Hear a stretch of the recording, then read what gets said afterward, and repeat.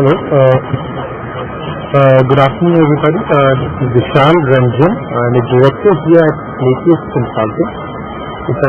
Hello, am I audible actually? Yeah, please let me know. Yeah, please let me know when I can start. Okay. So, as you might have seen earlier made presentation, our company Napius Consulting is a healthcare IT firm with a product called Charak, which is running well in around 50-odd hospitals in 12 states of the country. Most of our senior guys are folks from IITs and IIMs, including myself. And the product per se aims to cover end-to-end processes within the Indian hospitals. If I'm just borrowing it from the discussion we had yesterday, Dr. Mishra, where you're talking more from the processes per se, where we are looking to not only improve the systems and processes at Kalinga, but also ensure to put together those sustainable solutions to the IT framework. In fact, one of our very thriving practices are on the management consulting side, where we have actually worked with hospitals who have said that can you reduce our consumable spend, or can you help us define the profit center, cost center, or get the budgeting process in place. So these kind of processes consulting have helped us in two parts. One, to understand the issues or the concerns of senior management people like yourself. At the same time, improve our products to a level where these process improvements can be institutionalized. So for example, if you see our purchase order screen, it will not just tell you which vendor and the rate quantity, but what are the last 5 purchases and what is the last month's consumption and what is the ABC, VED flag and so on and so forth. So possibly in the next couple of hours that we spend, you'll be hearing the word process a bit too much from our side. But I think one thing which we have focused on day one on building the product is to ensure that the process efficiencies are achieved directly from the product.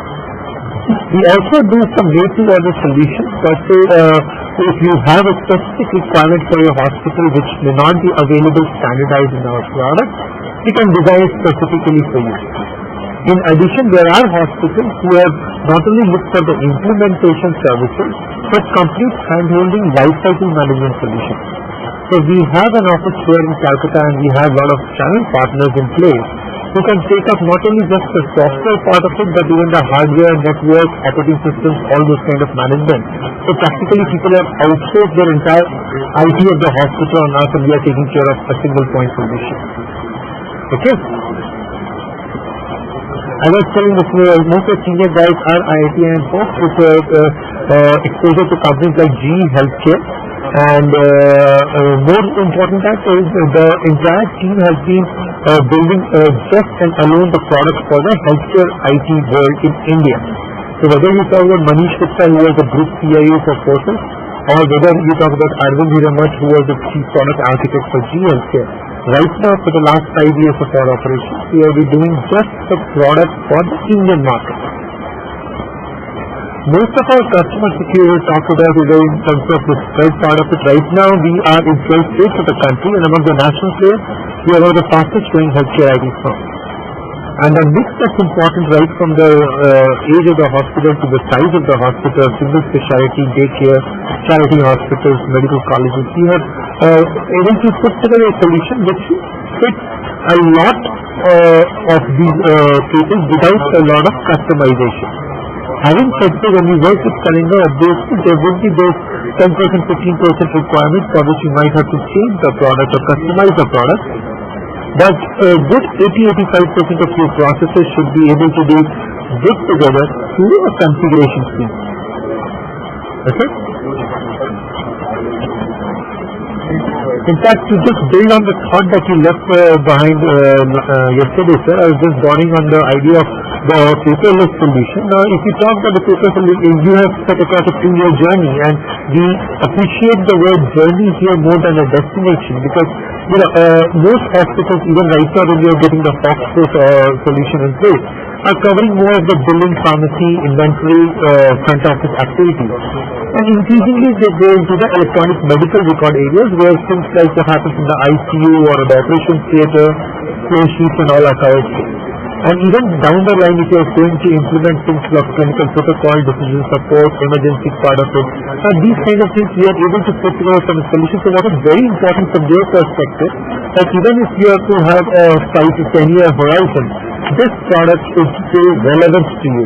It will not be that now we have become more sophisticated in our needs, and now we'll have to scratch Charak and go to the next one. And to repeat the process story that you mentioned too, one of the best mandates we got from one of the CEO of the hospital said that, even my current software is getting a bill total correct, but there are far too many Excel sheets and Word documents which are required to complete the process. Now the moment you put Excel sheets or you make a CGHS bill or the Odisha government bills on the Word document, clearly those processes start getting broken. Even if it covers a full project or purchase accountability or tally postings, you have been able to put together a process control there. Okay.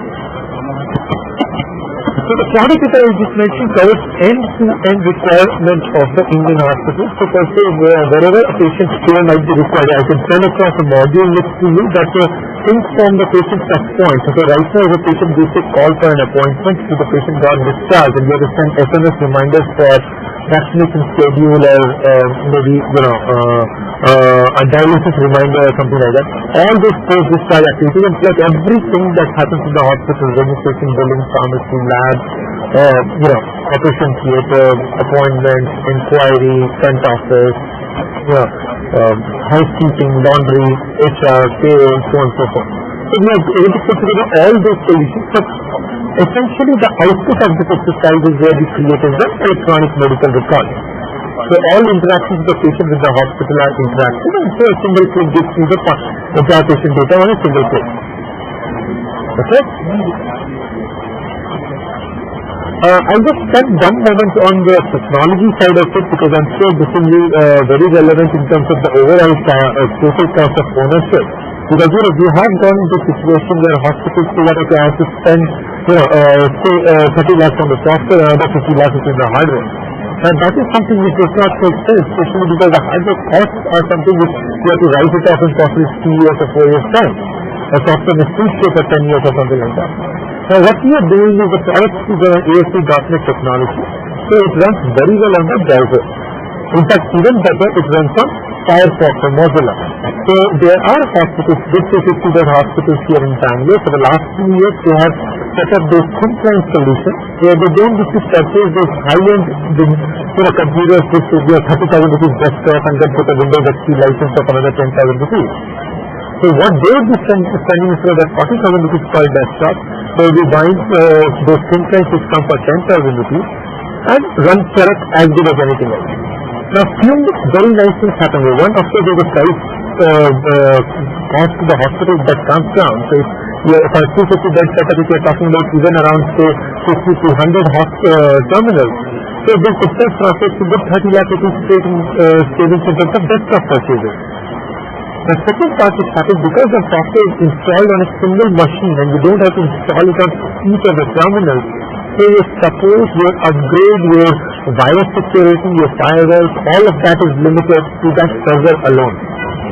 So think of it like a Gmail where I'm setting a Gmail server within your campus. So you have the benefits of both the worlds where we are getting the, if I am bringing a laptop in Kalinga, all I need to do is to take the HTTP kalinga.charak.com and start using the product within the premises. And plus if I have to, we have installations in places like Ranchi, Cuttack, Patna, where we don't have anybody on the site. But we are able to support those sites for the last 2.5 years, completely through team-viewer sessions. So we don't need to install the product on every spot. Okay? I will skip most of the slides and come straight to the product, but one thing which might be very, very relevant from overall process benefits, Dr. Mishra, is the output. We are right now the only one in the market who has been able to deliver the benefits of the software. So one part is to say intangible benefits, but we have been able to get a one-click discharge summary. We have been able to get a discharge bill out in 10 minutes. We have actually seen a reduction in pharmacy write-offs, especially what is happening in the particular customer is that they are making the pharmacy stock may say, for 50 lakhs, while when you physically give a stock, it's maybe only 40 lakhs. So that 10 lakh rupee for whatever good or bad you can full-fledged or software problem or whatever it is, that was being written off on a year-on-year basis. So that was something which we were able to bring it down to something which saved them around 2 lakh rupees per month, that's around 25 lakh rupees of write-off that saved on this kind of solution. So when it comes to all of these, and the question is how do we achieve this kind of benefit, how do we achieve this kind of money impact to the product once we go to the product side. So I'll come straight to the product first. As I told you, the product runs perfectly well on a Mozilla kind of browser or Internet Explorer. So I'll just log in.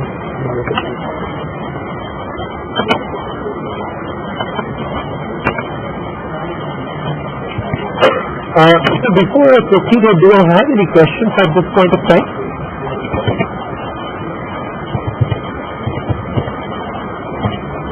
Okay, sir. So what I'm proposing to do is to take through the patient from a registration screen to the OPD consultation, pharmacy issues, lab reports and all, going into the admission part of it. And then we go to the admission, outpatient screening, the billing and those processes. Because what I was doing is that, at least those 4 activities are something which needs to be fixed on day 1 to ensure that the billing is 100% pakka, or my pharmacy inventory is 100% pakka, and so on and so forth. Okay. So what you see on the screen, so the first thing typically people do is that before I proceed, so what you have seen here is that I am logged in as an admin user, so you are seeing too many icons at the top. If I were to log in possibly as a nurse, or I were to log in as someone like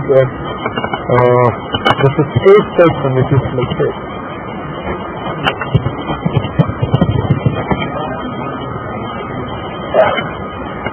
A space person will be having a screen which is much simpler than the screen you are seeing from the admin side of it. Okay? So just for the convenience of the discussion, I am using as an admin login. However, on a user basis, you will be typically seeing only those icons which are relevant to you. Okay? So,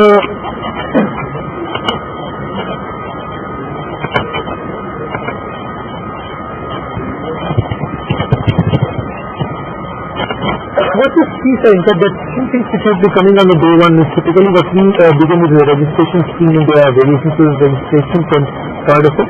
We'll come to this whiteboard in a minute, but basically what we do is this.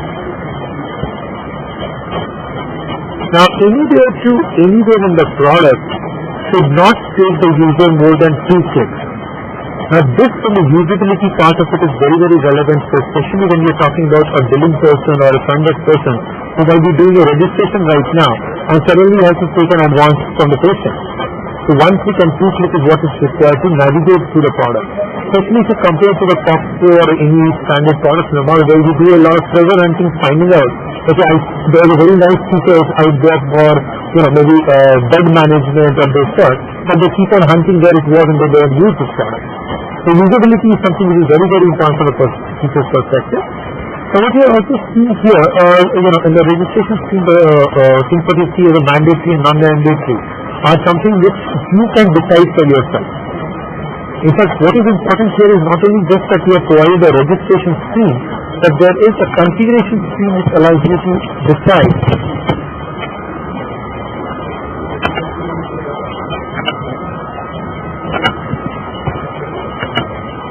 whether I want email to be mandatory or not, or whether I want the referral to be mandatory or not.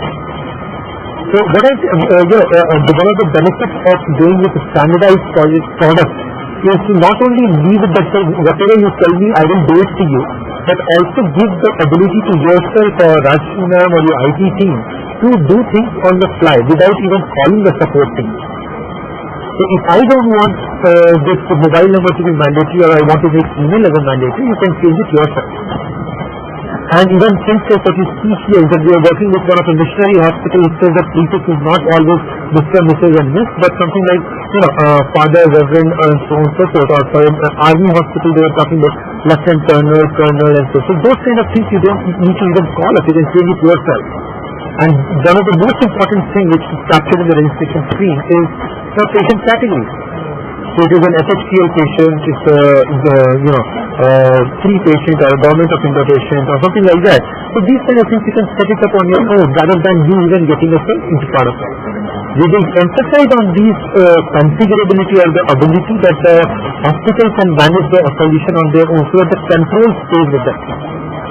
Let us see here a few things.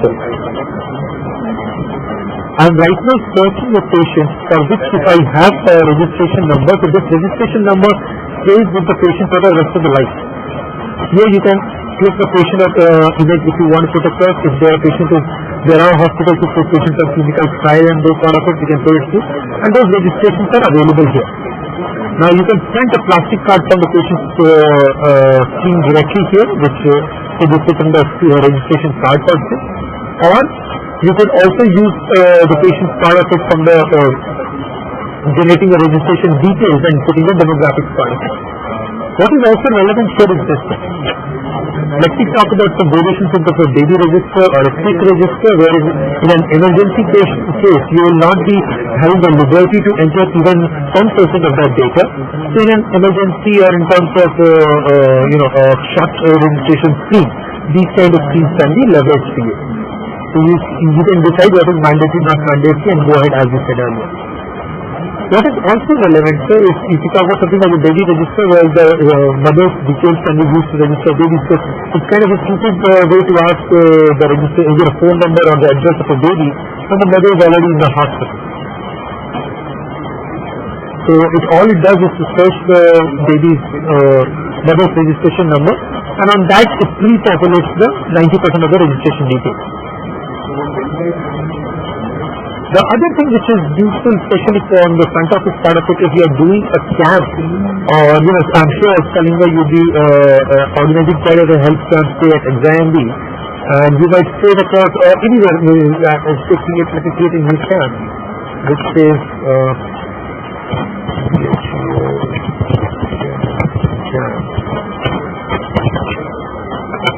it starts from 14th, and we are expecting 2,000 patients to be coming the camp. And the marketing budget that you would have set for the day 25. Why we are doing it, a few things. One,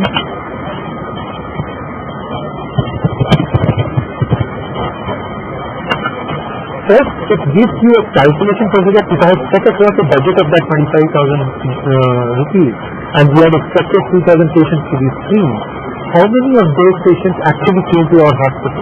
And of those who registered in our hospital, how many actually got admitted and where we made money? So the return on investment for that can be calculated for it.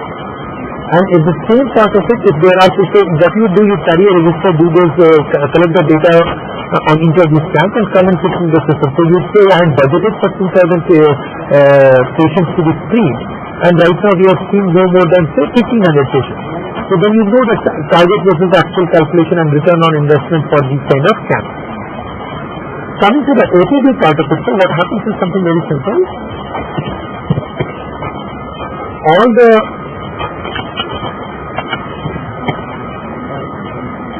what you see here is a patient called Selva Kumar, who is of South Eastern Railway. Hello. Do I have a question?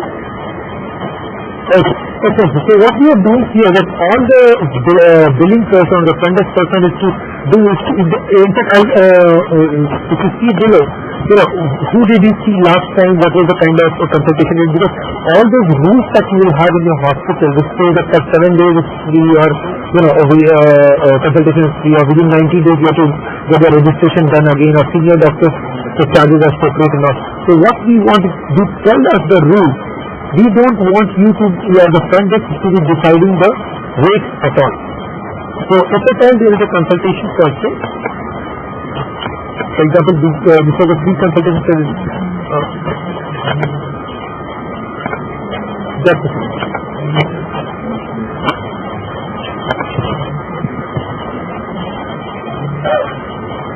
So for what we are trying to say, what it shows is that the patient is on cardiology has come for Dr. Bhogra. The moment they speak to Dr. Bhogra, his consultation rates come automatically. And if he has already been registered, and so there is no registration charge. So what we want is the front office should not be changing the rates at all, because that's where the profit controls start breaking. If at all they have to give a discount, let the discount be given on a explicit charge. The moment they give a discount, the remarks become mandatory. I told you that the profit controls in resistance to what if we allow rate change to happen, you will have no way to find out whether who authorized this kind of discount in place. At the same time, a few things that should be relevant from the billing part of it, that the payments have to be done in a cash check based card part of it. More important from the mix of payments. Now, so 300 rupees is a fairly small amount. But say if the bill was for 30,000 rupees. You don't need to create 2 or 3 different receipts for that. If the patient says, I have only 5,000 rupees in cash, and the rest you please swipe on my credit card. What you can do is that I am taking 100 rupees in cash, or it could be a credit card, it could be an electronic transfer. We are seeing those things coming to the system. So on this payment, I have got 100 rupees in cash and 200 rupees on credit card, and we can go ahead with the process system part of it. And if you see the printout, the entire 300 rupees bill has been split across these 2 different payments.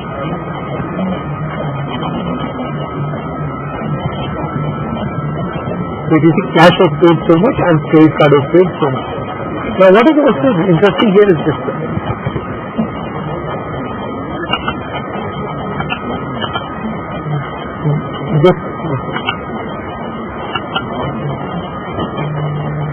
We maintain this kind of an account balance for a patient, which can be printed and given to us as single passbook kind of calculation. We say that this is my revenue from a patient across multiple visits. So that is certain what is the total balance for. Now this has been used by different hospitals in a very innovative way. Because what is happening is, even if it is not a very high-end hospital or something, but for just like you take an advance in IT, the hospital went ahead and started taking advance also in outpatient setup. Now what I'm trying to mean is that right now the patient has to, if the patient let's talk about something like a multi-visit patient, somewhere like a dialysis or a gynecology part. Now the husband does not want the wife to be carrying cash for all each time she is coming in, but he knows that for the next 9 months she will be coming to Kalinga, maybe for consultation, for ultrasound, lab tests and so on and so forth. So what he does, he deposits his 5,000 rupees with the patient or with the hospital, and this 5,000 rupees acts like a prepaid card. So I can get a consultation done on this, I can get an OP bill done on this,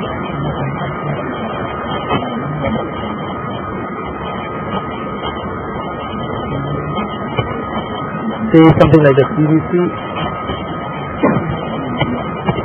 or something like a dressing. If you would have noticed that there is something that is interesting that we are doing into such patient service search, especially if I am looking for a service called CBC. Now what is happening that the service was configured as complete blood count. Now if I don't find it in the first few characters first, then I'll just call the IT and ask it to create a duplicate code, and for the same services suddenly we have 10 names there. Especially for non-common services, this kind of searches become very, very useful, because this was the service I was looking for. Hello? Okay, and so this is one basic part of the OP billing that you are doing here, but more so if you are talking about something like say chest x-ray. So if you see, I have just written chest, I have found the ultrasound chest, and this is the one which I was searching for. Now this becomes even more interesting if there is a patient, if there is a credit patient, say for a CGSS patient. I don't know if those CGSS patients come a lot to Kalinga, sir? So now what is happening there is, one, their rates are different, more so their service codes are also different. So what is happening is you are looking for a bill for CBC, but while CGSS is looking for a service called SDTLC-DC.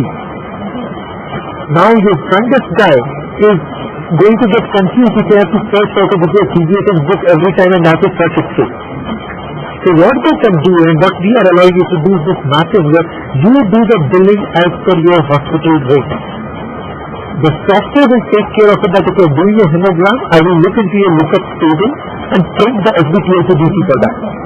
And not only that, your service code might be SBC 0452, but I will print page number 412.3, which is the CGHS service code.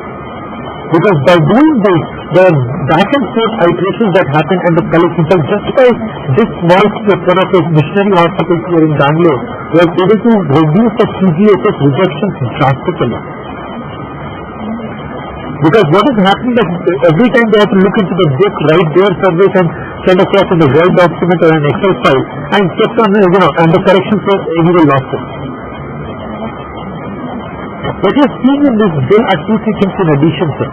If you have to give a discount, let's say for the 3 X-rays were done, and so on. Now, if you have to give a discount either on a row item or the discount on a total bill, you can give it here, but what's more interesting here, the moment you give a discount, either in a percentage or on a fixed amount, the discount remarks become mandatory.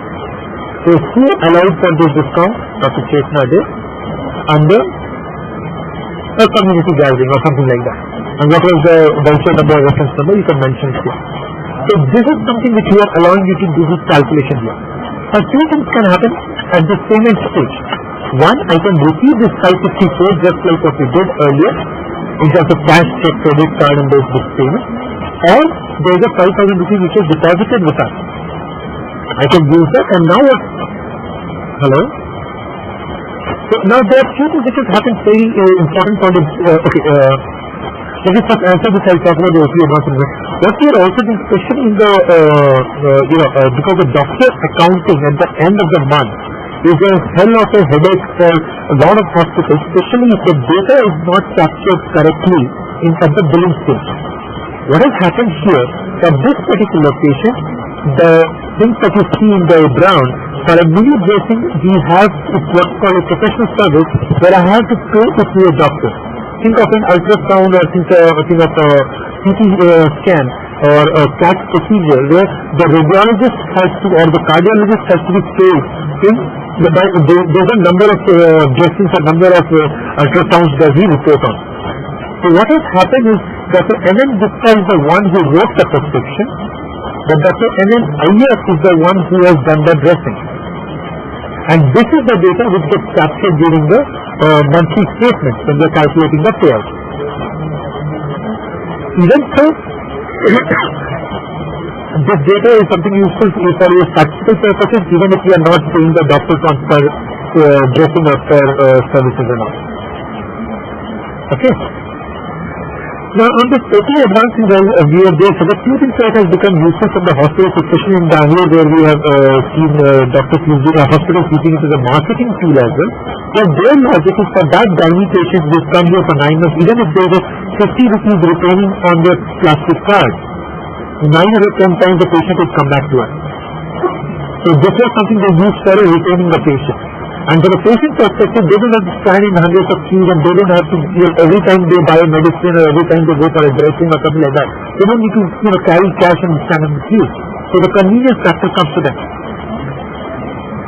Okay, so these together is something which has been very, very effectively used by the hospitals which are coming through. Now, what we are also seeing here are a few shortcuts for this.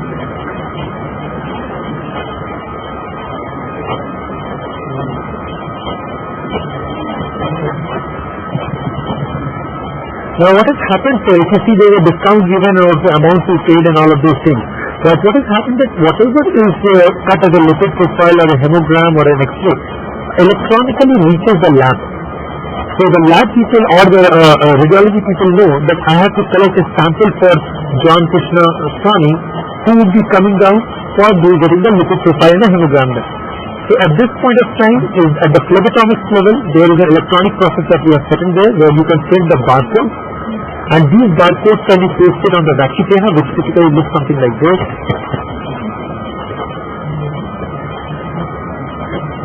This could be something like this, and these barcodes can be pasted on the vacutainer and can be installed on the Okay. Can you put on the lab devices, and the lab data lab orders as well as lab reports can be automatically generated based on the lab device interfaces. So in this case, if you see, these are the two tests which have been ordered. I click the test order. Now, specialties is working with hospitals which are NABH accredited as well as labs which are NABL accredited. So all the different processes which the NABH and NABL are fairly stringent on and have an implication on the IT side of it, we are following it very, very strictly.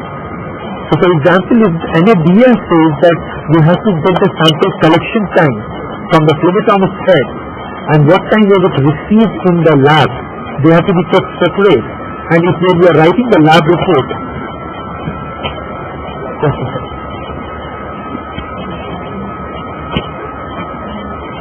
when you are writing the lab report, we need to know what is the sample reporting time and the result time. So a typical lab report will be something like this. Now this conforms strictly to the NABL format, which like the biological reference intervals and end of report and so on and so forth. Then it tries to calculate and automatically say whether the platelet was in range or the hemocyte was out of range and so on and so forth. With sample collected on, sample received on, and context around that. There are times like total cholesterol or something like beta HCG, where the results might not be discrete. So if I cannot calculate a number and say on a beta HCG it's on a different range, you can get a report configuration with something like this. Hello?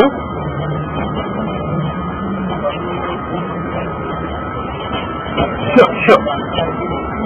So there are, in fact, the pathology reports are on three types of it, sir. If you see number one, if I have to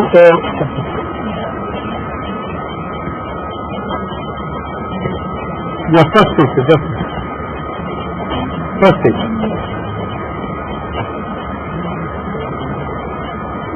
Sorry? Yes, so there are two parts. The barcode is generated when you're collecting the sample, and that barcode can be pasted not only on the reports as well as worksheet, but can also be pasted on the vacutainer where you collect the sample. And that sample vacutainer can be mounted on the lab device, say it's an auto analyzer. Okay, and on that auto analyzer, the barcode will tell the device whether you have to do sodium potassium or you have to do the entire electrolyte.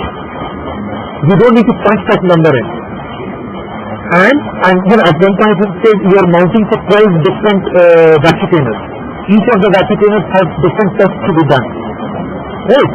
And now since we are mounting the barcode, the device knows what tests need to be done, and then the results which are coming out, which you are seeing here in this screen, are automatically pasted here. So if I will show you a report which looks like something like this.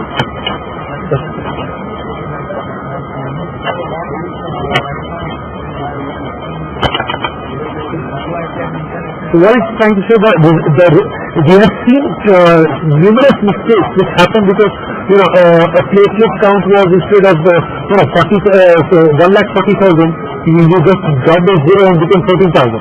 And a normal patient became a completely seriously ill patient. So those kind of manual errors which can happen in these kind of processes are minimized if we are able to get the process integrated.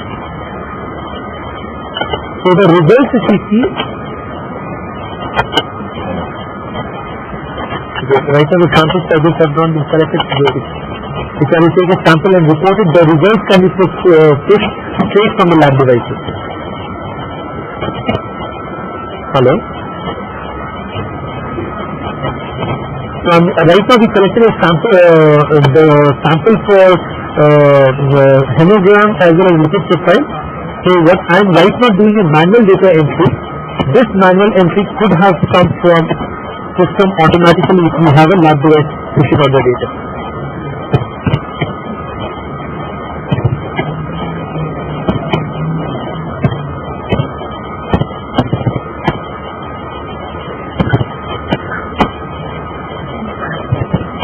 And what is also relevant is it shows you all the past results, especially for a lab technician to compare what was the, say especially in inpatient setup, I am monitoring the SGOT continuously. I am monitoring the hemoglobin continuously. So how the hemoglobin has changed across different times, that is something which you can measure. In fact, if I were to show you a report, which is just a second.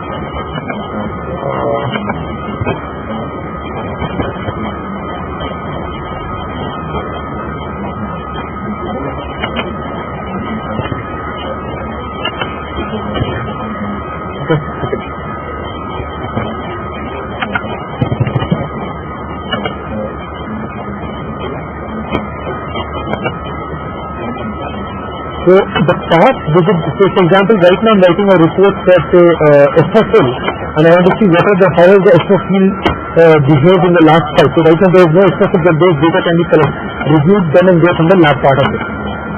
Plus what NABL is strict about that you have to verify the report, you have to process the report and approve it. If you have to issue partial reports, so right now I've got the results for CVC, but in the lipid profile is still pending. If you want to issue draft reports, even those abilities are available in Charak.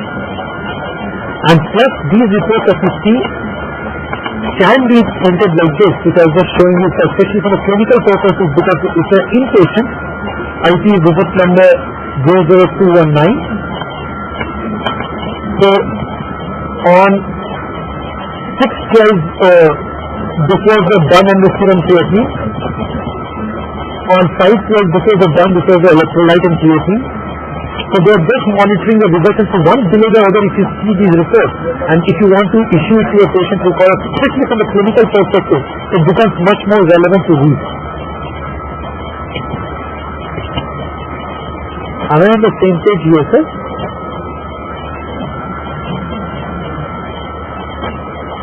Do I have a question here, sir? Please tell me, sir.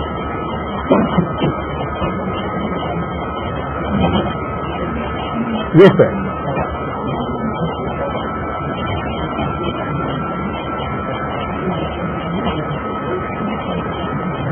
Yeah. Yes.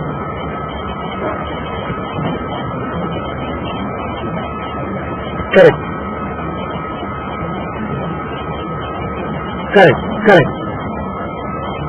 Yeah, actually sir, we have something, there is a normal range which would be say for a hemoglobin could be say 8 to 12 or something like that, and there is something called panic value.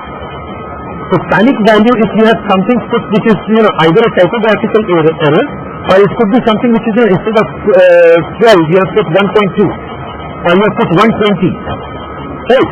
So those kind of things you can say every test comes with two numbers. One, there is a normal range on which we do the bold and the alerting system, but if you are crossing the panic value, it gives you a pop-up which says that are you sure this number is not a typographical error?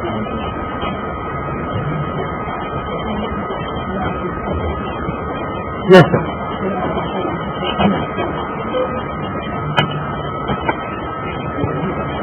Exactly. I think what you are saying is something which most of our pathologist friends have been insisting on, because what is happening is a normal range. First of all, the normal range itself changes by quite a few things. If you see here, if I'm talking about something like a hemoglobin and all, it changes by implants, number of days and all.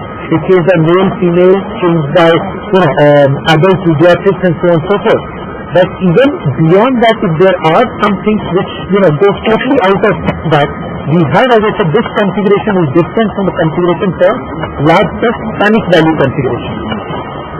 Yes, and in fact, while we are here, there are two, three things which might be very, very relevant from your perspective, sir. Something like blood group.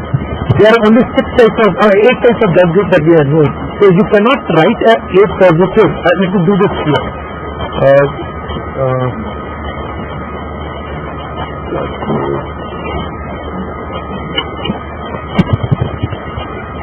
Yeah.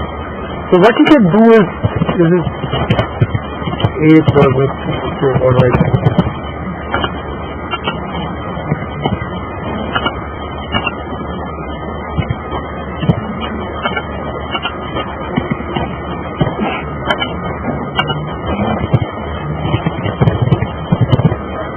So what I'm trying to say is something like that, something like GDRL is either falsely negative or those kind of stuff which we're talking about. So what we can set across is a list of drop-down values.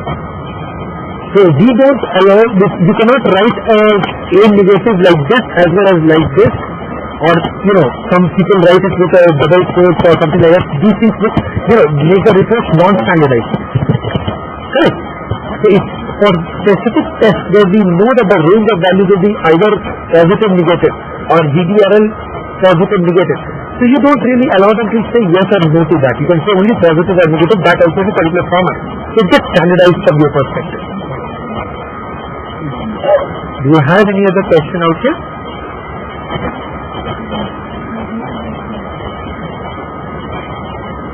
Okay. The results that we are talking about, where the question came through, were more from the discrete value results, where the output is a particular number. But there are three different additional types of reports which come our way. One, of course, is the microbiology reports which we are talking about, where the ground strain organism and the sensitivity reports have to be put across. So we have a different process, different module altogether for the same. Similarly, for histopathology reports, when we are doing the biopsies and the clinical history and microscopy is much more relevant than saying a number 3.6 means nothing in histopathology. So you are not only able to put those as a histopathology report, but also associate images with it. You would have seen those, in the microscope I have taken the image of a tumor and I want to associate with the report and print it along with the report. So you can do these reports at this point of time. Plus, in microbiology and histopathology, there are provisional reports, there are final reports, because you allow a 3-day culture is showing this, a 7-day culture shows something additional, colony count is higher or something like that. Right. So you have those different scenarios which come through in the pathology, microbiology and histopathology, which are separate from what we see in the biochemistry or hematology or something like that. Over and above, if there are certain reports which fall in none of these buckets, say cytology or something like FMAC, I'm trying to do a report which is not in the standard histopathology report or something like that. So you can always create your generic template, which is as good as your MS Word.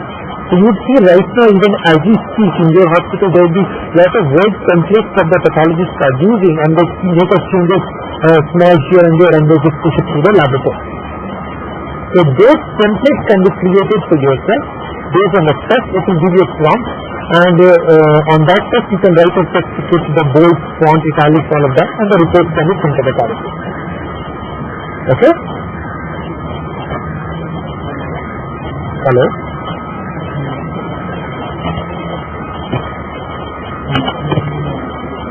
Hello? Yeah. So I'll just close this out. The lab is a discussion which I can possibly go for hours together, but in the interest of time I'll just close this on a single report, because again from the NEBL perspective is very relevant from the turnaround time report. So they want to know whether the sample order time or the sample collection time with the average reporting time that it takes for a hemoglobin report, or the average that it takes for a lipid profile report. So those turnaround time calculations across different patients across a period of time can be calculated here. Going back to the outpatient, although we digress a fair bit from there, but let me just go back to the patient that we're talking about. So,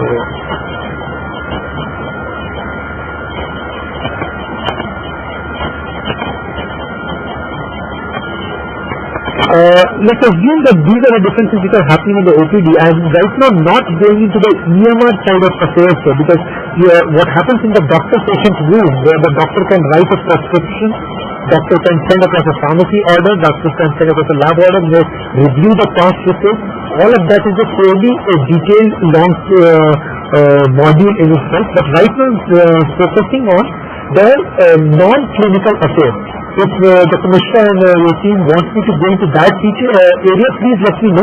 We can pick it up from there. Do you think I should go into the clinical part right away, sir?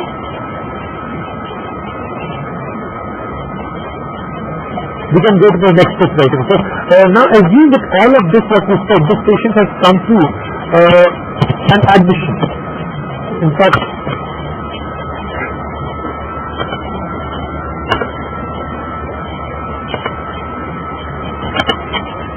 Now, typically we know that in the admission side, especially in your case where the bed maybe 120% which occupancy is a question. So there are few things which you can do here.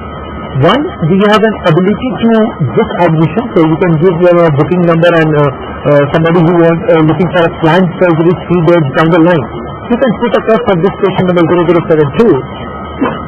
His first preference is maybe a cabin, and the second preference is possibly an AC ward.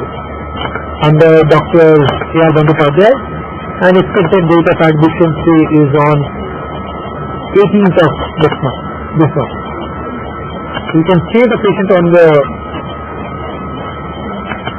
waiting list. You can add the bed waiting list. Now on this part of it, you can always see in the first thing in the morning which are the patients which are waiting for what kind of beds today. In fact, if you want to take a booking advance from the patient, you can do it also there. Hello?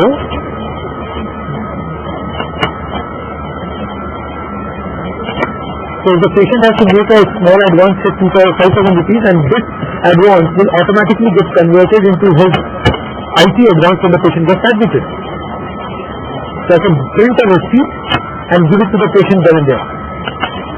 Now on this admit list, few things are happening. Now if the patient comes for the admission, you can admit the patient straight from here. So this is my waiting list number.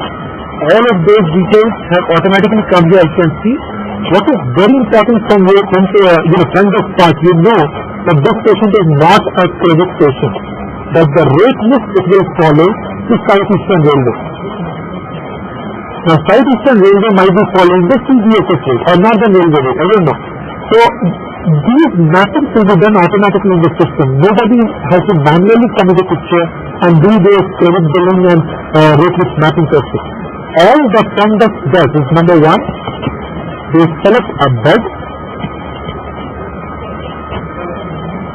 In this screen, now they say hello, and this screen says for your kind of setup is to talk about excusing. Now these are different wards I have. The patient is looking for a deluxe room. So if I have a deluxe room on 7th floor, and if the patient is looking for a cabin, okay, I have cabins on 5th, 6th and 7th floor. I flip the cabin. Now what you are seeing are two things here. One, these are the beds which are occupied. Now say there might be some beds which are free that are under housekeeping, or there are patients for which the discharge process is going on. So you can plan your bed occupancy based on these kind of things.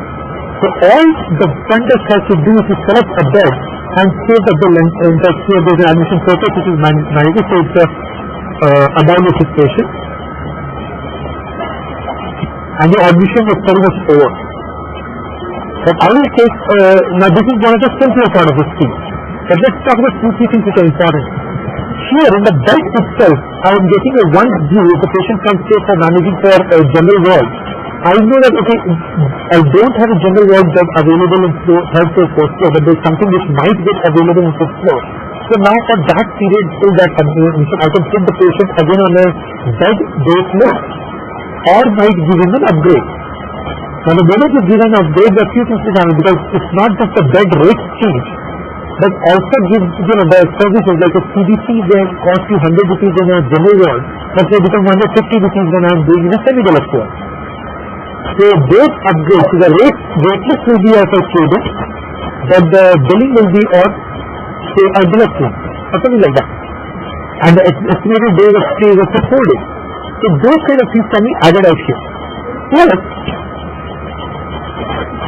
this will also give you the allow you to send patient SMS which say that your patient number this is this, you have been allotted a bed here, or you can send an SMS to the doctor that your patient number such and such has been admitted in such and such hospital, such and such bed.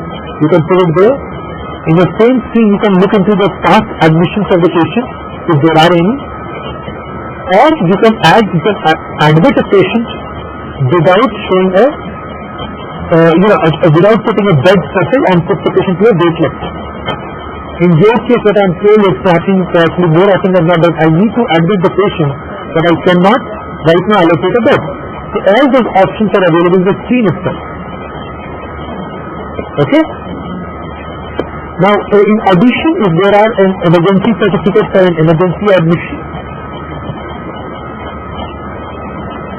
or if I have to talk about, an IP record has been printed, these can be done straight from Charak already.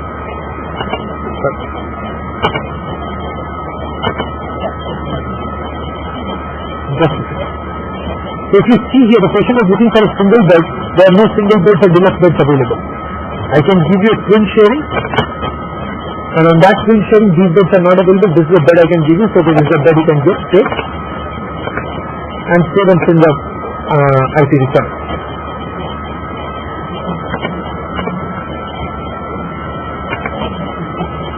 Now these IP records is something which we have already worked with NABH format. So if you talk about the consent for hospitalization, consent for financial consent, and so on and so forth, can be very well picked up here. Okay?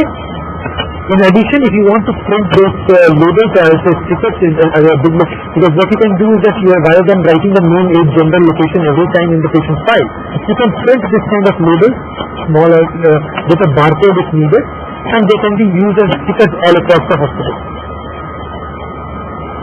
In addition, sir, I talk about the process side of it, where we have a concept what we call the checklist, where it's not enough to just admit a patient, that you can create your own checklist items, and now this checklist is more of an infrastructure which has been very, very helpful in streamlining processes. So that admission, something as simple as patient is going for a surgery, so we have a checklist which says the patient is kneel down now, the patient has jewelry handover has been happened, or the consent form is taken, or the advance is deposited, and so on and so forth. So you can prepare your own checklist. You can also, the two things which happen here. One, you can put it in checking who was the nurse who took the consent, or who was the nurse who did the jewelry handover. Because tomorrow, if there is a problem on that, I can trace that nurse who actually did that activity. And even so, something like the discharge checklist, you can do a cycle time calculation.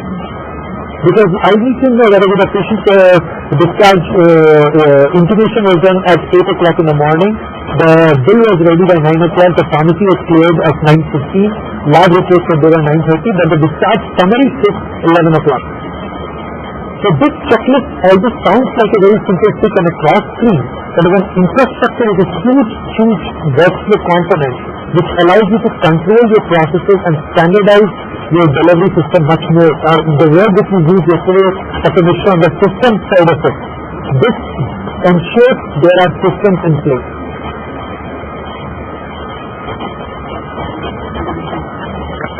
Talking about the admission part of it, there are two things which might be as simple here. One, most hospitals, good and bad, means big and small, have got into the problem of, I did 5 CVCs, I did 4 ECGs, I did a surgery which went for 4 hours, and I ended up billing instead of 5 only 3 ECGs, because that 2 ECG reports, that small scribble which was there in the corner, the billing clerk forgot to see it.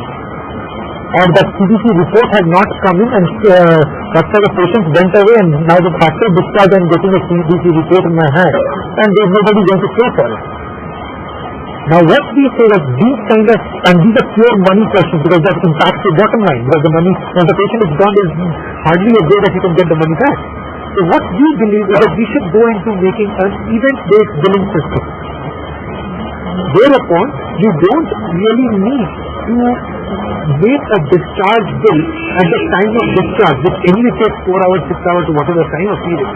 We believe the moment a particular service happens, the charges should be posted automatically in the system. So actually, there are hospitals which do not have a large billing team at all. They say that if things like bed charges, nursing charges, doctor visits, they are as per rules. They can be automatically posted in the system. The moment 12 o'clock night happens, put a word charge. Now we have ward nursing processes where the nurses can make orders for lab, for radiology, for pharmacy, for things as much as dietary part of it, for physiotherapy.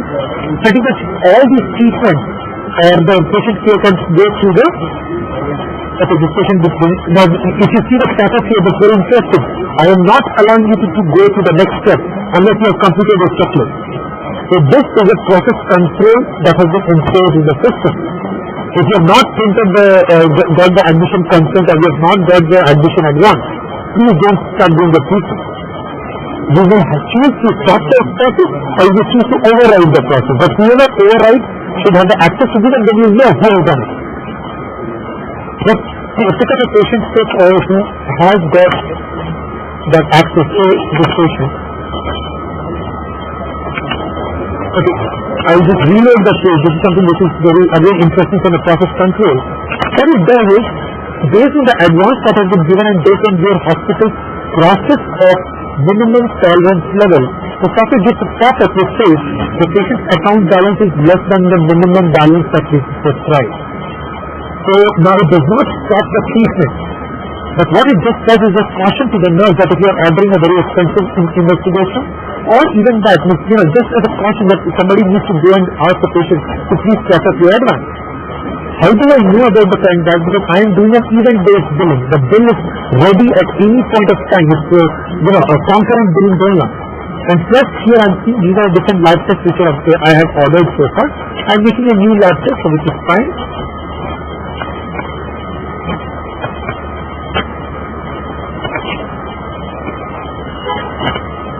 So I'm ordering a CBC or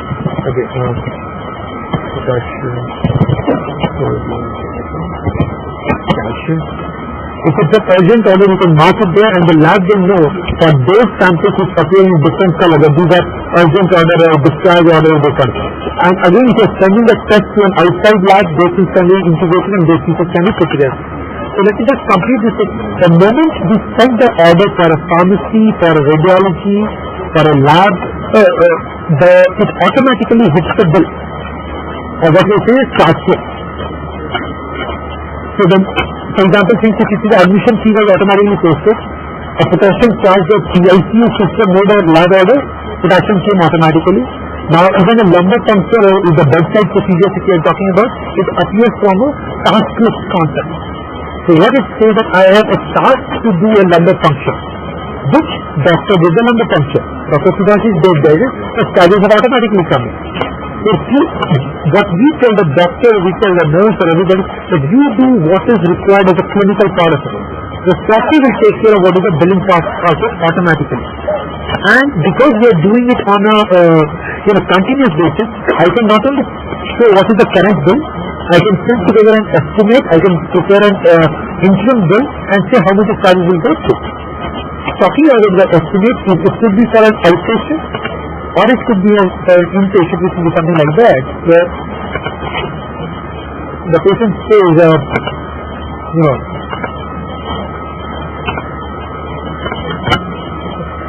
I want an estimate for a CABG. The moment I do a CABG, I know that these are charges will prepare 1,50,000 rupees. In addition, the patient says, in addition to CABG, I also want an ASD closure. So, okay, we'll put across that additional service. And so the total charge will be approximately so much.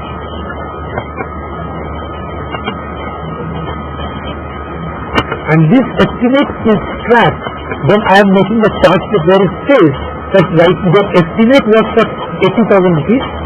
Now we have already started reaching close to the estimate.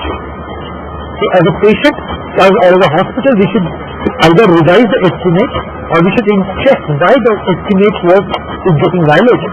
So again, to go back to the discussion which we had yesterday, Dr. Mishra, is more from the systems. There are hospitals who don't give estimate at all. There are hospitals where the estimates are given and that they are not taken as a religious document per se. Here what we are trying to say that we are not stopping billing because of an estimate. That check in the system should be there and the checks and balances allow this billing to be in place. If I have to extend this logic to something like a package. Now this patient is put on a CABG package.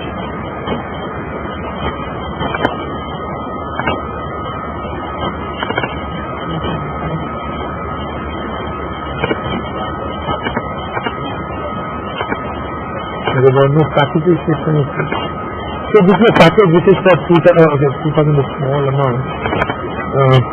So assume it is for angiogram. Now you put a package for an angiogram in the start procedure for the patient, and now during the angiogram you also do an angioplasty. So this software allows you to post one patient on 2 or more packages, rather than putting on a single bill and then the issue. And how the package concept works in Charak is feuding. In fact, I'll show you the configuration screen. It will answer anyway a bit of what I was trying to put across.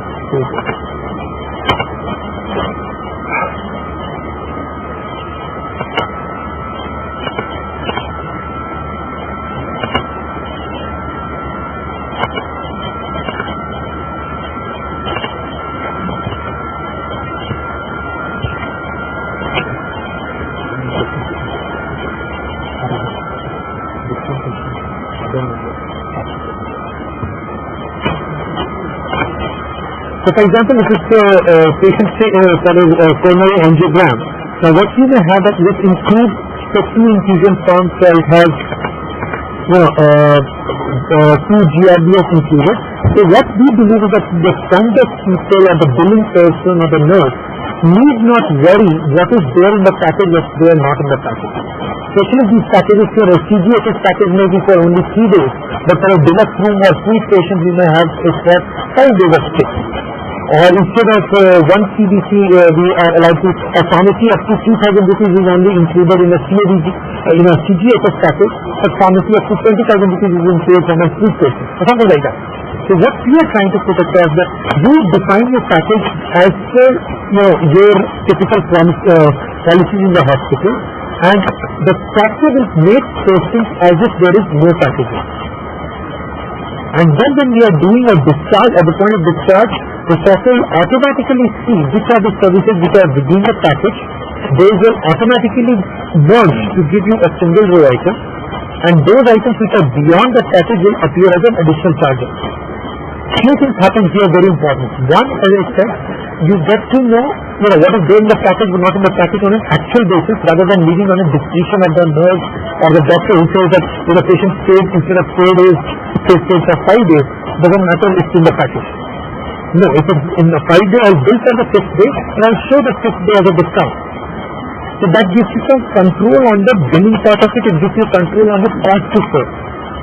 There are some angioplasty and stenting for which I might be doing it for say it's a 80,000 rupees package, and on that 80,000 rupees package maybe I would be doing some from 50,000 rupees of cost, some at 70,000 rupees of cost, some at 85,000 rupees of cost.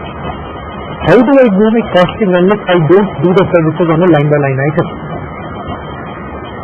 In fact, in the cardiology section, we can say even let's say something like an echo, where I give I pay the radiologist on number of echo reports that he reports every month. Now the package says that there are 4 echo which are included in the package. Assume that only 2 echo were done for some clinical reason. Do I end up paying the radiologist for all the 4 echoes, or do I pay only for the 2 of them? So if I don't do the billing of package in the manner which we are talking about, more often than not we either end up spending more or we don't have a control on what is the expenditure order. Coming back to the screen, which I said there could be a multiple package for 3 days of the angiogram was having a 1 day of stay included, while angioplasty or 2 days of stay. So the software will automatically keep a 3 days of stay put together. You can print the charge list, you can look into the pharmacy issues and all. In fact, I have not gone to the pharmacy screen so that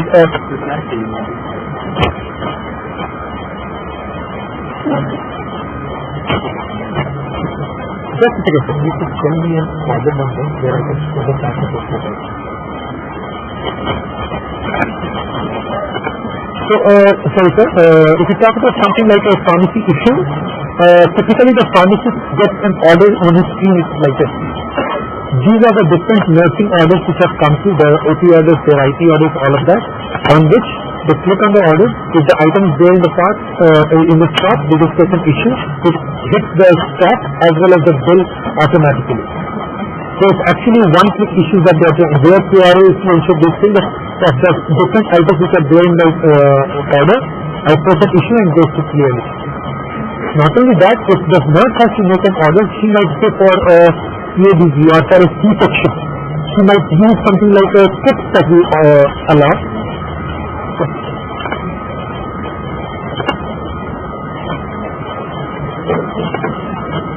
So because the moment I'm doing a C-section, these are the FT items which I again 99% time use it. So I don't really need to type those FT items every time to make a kit or make an LSPS bill. I will just keep putting in order.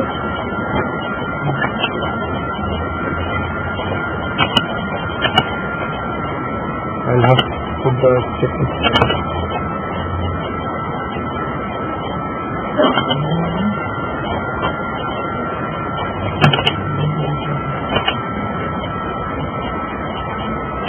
Where I was coming from, the say in the LSPS or any surgery, if you have AT items, you don't need to type those AT items each time and get the billing done.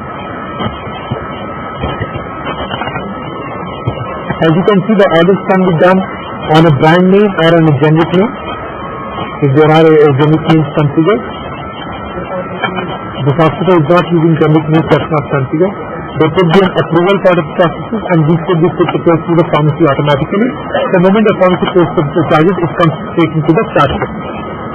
I'll just take these steps to move to something which is very relevant from the discharge side, because a lot of hospitals spend inordinate amount of time in making the discharge date, maybe 2 hours, 4 hours and so on. So what we are trying to do is, again from the process perspective, that our discharge process starts with something what we call is a discharge advice. Typically, a doctor would know a day in advance that okay, this is the patient as a planned discharge is planned for tomorrow. So is that a practice there in Kalinga? Hello? So where I was trying to put across that rather than everybody running with the bill and all the charts and the activity records on the morning of discharge at 10 o'clock in the morning after the round, what we are suggesting that a day before the doctor knows that the patient can go tomorrow, he can initiate the discharge process in the system.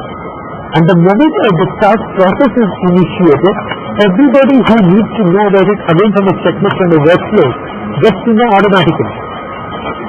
So basically what's happening here is, now this patient dimension that you have is available in the orange color.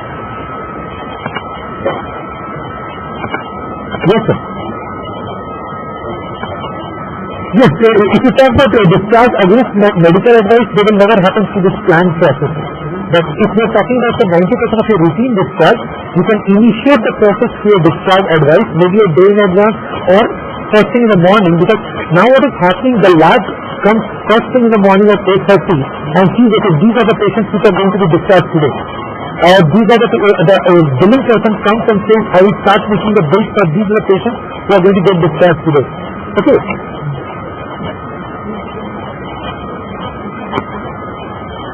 Yes, in fact, you can do it at any point of time when you are confident that this patient is going to be discharged today or tomorrow. Because the objective of this process is two things. One, from the different service providers, whether it's nursing, radiology, lab, pharmacy, everybody knows that I have to clear this file on a priority. Okay, so even say the resident has to prepare a discharge summary a night in advance, because tomorrow morning the patient is going to get discharged. Okay, so what is happening when the patient is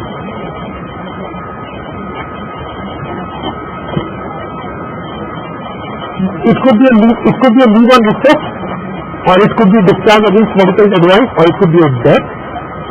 So those kind of things you can still initiate the process and do it on the same day. Again, I'm just trying to say you can do it 2 days in advance, you can do 10 minutes in advance. The whole purpose of it is that if you are using it judiciously, then by the time the doctor finishes his morning advice, at 10 o'clock he'll be doing the round, and at that point of time he says, okay, these are the 3 patients who are getting discharged. By that time the doctor comes back to the nursing station and writes the discharge note. By that time the discharge discharge summary is ready, my lab reports are ready, my pharmacy returns have already happened, my billing is almost completed. In fact, for the hospital which I was telling you about the 10 minutes discharge bill and those processes, what they are doing is, the doctor says you go down, the bill is ready, you make the payment and take the discharge summary from it.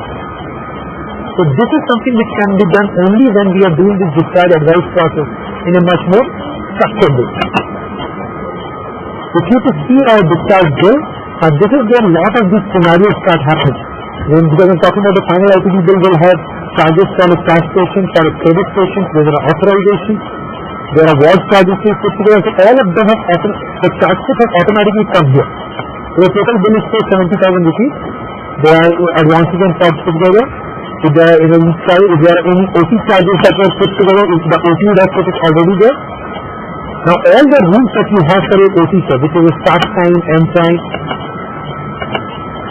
the OT rent is based on number of hours or something. Or if there are 2 surgeries, major OT, minor OT charges. So it's a sample surgery there.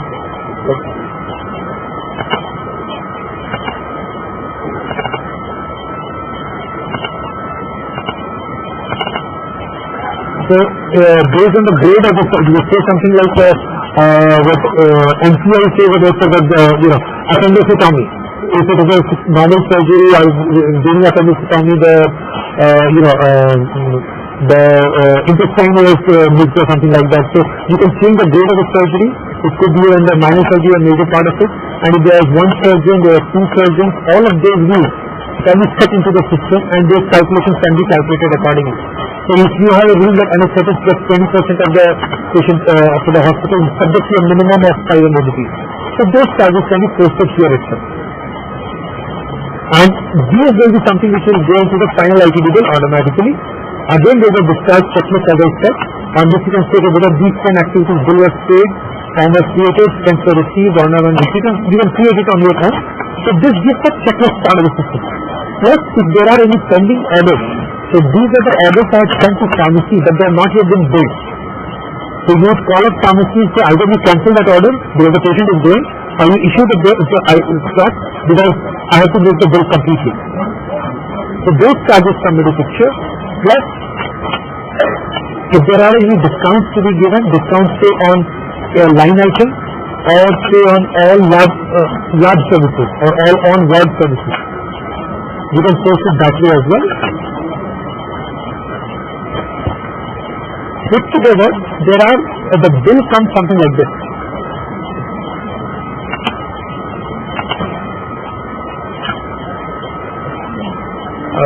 Which shows what is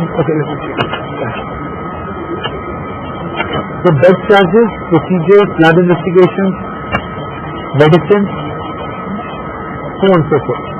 And if there are any collections which have happened so far, these collections, advance details, receipts, refunds, cash refunds, all of those are also available here. Okay? Now let me add a complexity to this. They'll say this is a credit patient. There is a CTK which is going to pay the amount. But here also there is a question of the co-payment that they say that 10% has to be collected from the patient. Or there are non-admissible charges which CTK is not going to pay for. So those charges can be not only allocated here, but there's a formal scheme which we call the bill authorization.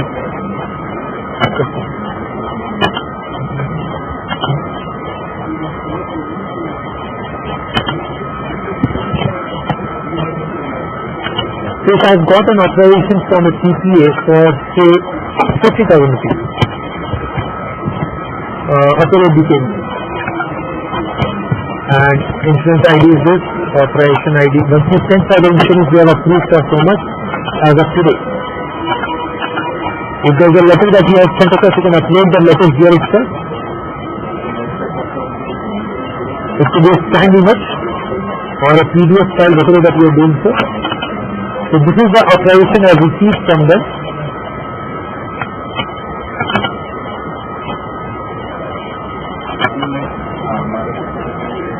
And so I have got approval of 50,000 rupees from the patient, from CTK, the appellate details. Now when I go into making the bill for the patient, right now if you see this is the total amount of 70,000 rupees around has to be paid by the patient. If I reload the bill now, a new payer has come in, appellate DICOM insurance company. which is authorized to pay 50,000 rupees. We can put across an allocation here which says Apollo DKV will not pay the admission fee, but will pay all the ward charges. They will not pay for the lumbar puncture, but they will pay for all the consultation charges. All pathology they will pay. Dressing they will not pay.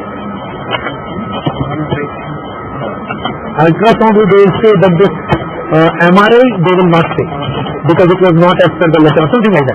So what has happened is something very interesting, sir. You are seeing an allocation which has happened here, including the service tax in the previous part, which says that all the 50,000 rupees, 61,000 rupees can be taken. So then you start calculating yourself. You say, no, this is an amount which the authorization is only for 50,000, the software will not allow you to proceed ahead. Okay? So what it will do, now then you can start saying, okay, on these charges, so 3,000 rupees the patient will pay here. These tests, patient will not, central line insertion, I'll get the patient to pay.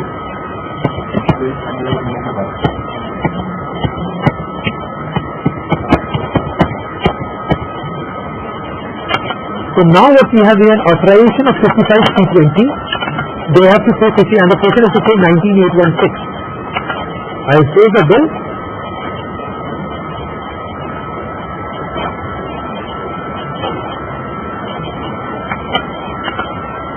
If you see the printout here, I'll take a slightly large bill here, which is very, very relevant from the system perspective.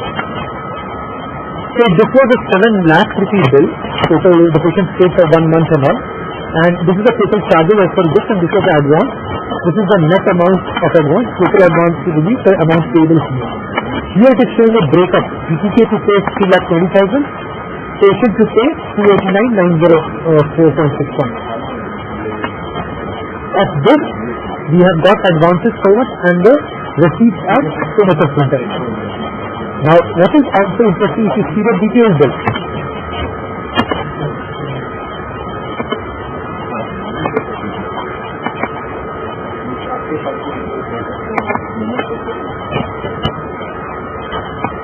This is as per the IRDS format, it is following a strict way that says who will pay what. So for example, luxury tax, I cannot get PTK to pay. Patient has to pay for. But the remaining part, I am getting PTK to pay for. OT charges. So for example, these conscious sedation was an elective process that they wanted. PTK is not going to pay, I have to get from the patient. Biopsy was asked by the patient, PTK is not approved for it, I am getting for the patient. So this, and similarly to see the lab investigation, this is a detailed bill, sir, and I'm just going to all doctor fees, equipment charges, medication. If there are returns happen, on which date I will send what items, what returns came to back to us. It's a large bill, sir, it's for patient for 1 month, but I'm just showing you the context here that the software is able to handle such complex bills as well and gives you a total which matches with obviously the summary bill, which is like this. Let's say total amount is 3,20,000, PTK to pay so much, patient to pay so much. For patient I have got these 2 advances and this is the receipt I have for the collection that I have. In addition, some of these CGHS patients also look for what is the package information. So in this package there is 2 days of ward charges, 1 day of amylase is included, 7 infusion pumps are included, and so on and so forth. So can you just put you on hold for a minute? I'm just getting an urgent call. That's it.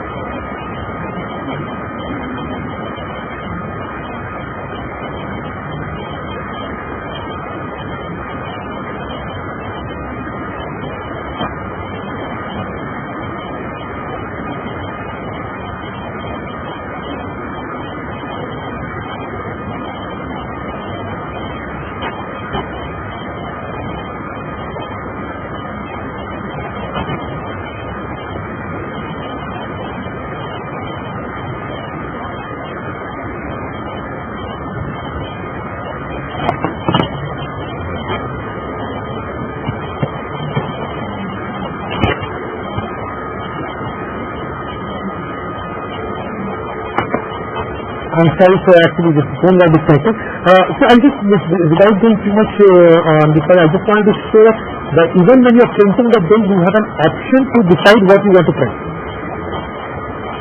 So I want to see fare breakup. I want to consolidate the bed nursing charges rather than giving date-wise. I'll give a total. I want to show the package details as I was showing here.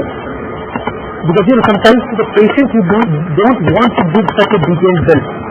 But to a credit party they might be asking for such. I want to print the remarks or not. What are the services which are non-discountable and all, you can show it through. So those charges come.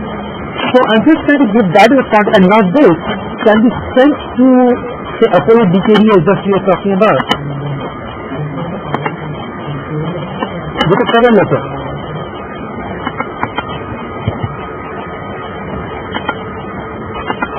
Dear sir, please find the bill attached. Now this can be edited from your side with the patient number, with the bill amount, and this can be put together. It's not enough to just send a bill, because this is something which CGHS charges or something.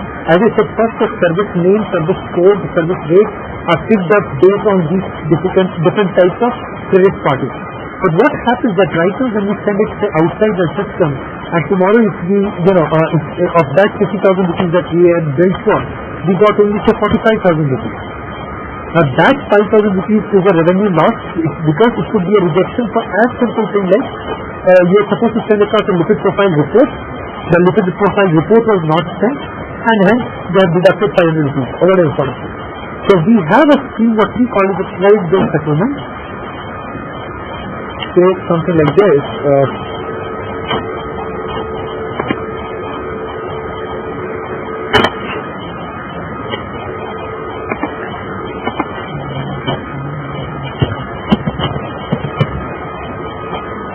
So these are the 50 bills that we have sent to CPK so far, and see if they are giving me one check of 5 lakh rupees, which is for these 4 patients.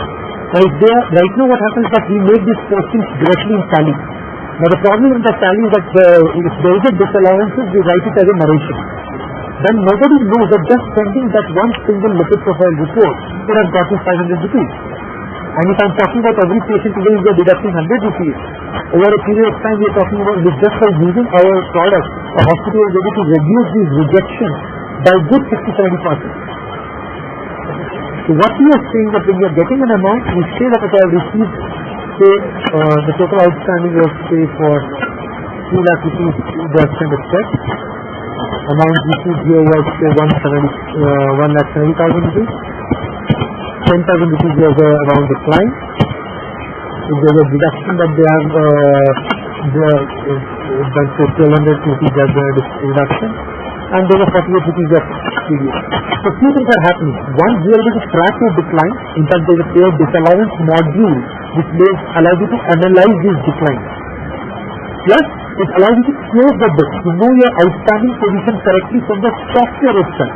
You don't have to get a tally to find out how much money does CGHS owe me, or how much. Yeah.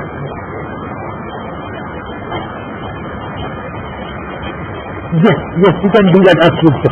That's one logical step that has just been stepped out. Once you have done this, you have a one-click posting into tally. So that allows, I won't say the tally scheme, but this kind of output that you're talking about. I'll just take a minute here because it's important from the entire closure, completeness of the cycle. We started from registration, going into the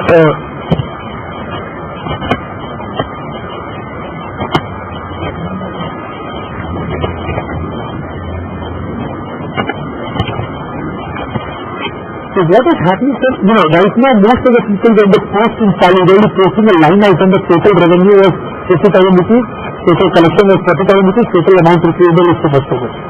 Now here, we post it as you see a split for IT, that how much is accommodation charges, and all of this is happening automatically. Nobody has to come into the system to say that this bill of whatever. So let me take a large bill.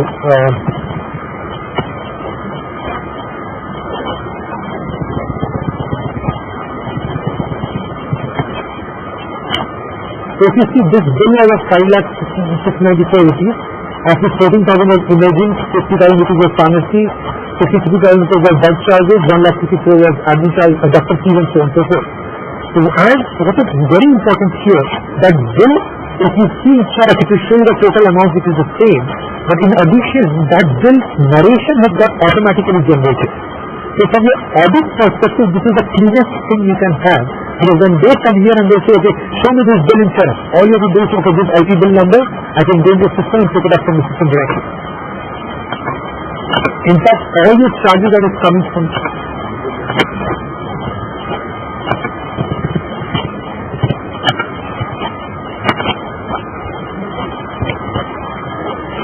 so this will be from the billing side of it. If you talk about your purchases, which is another large part which goes into tally, say something like this.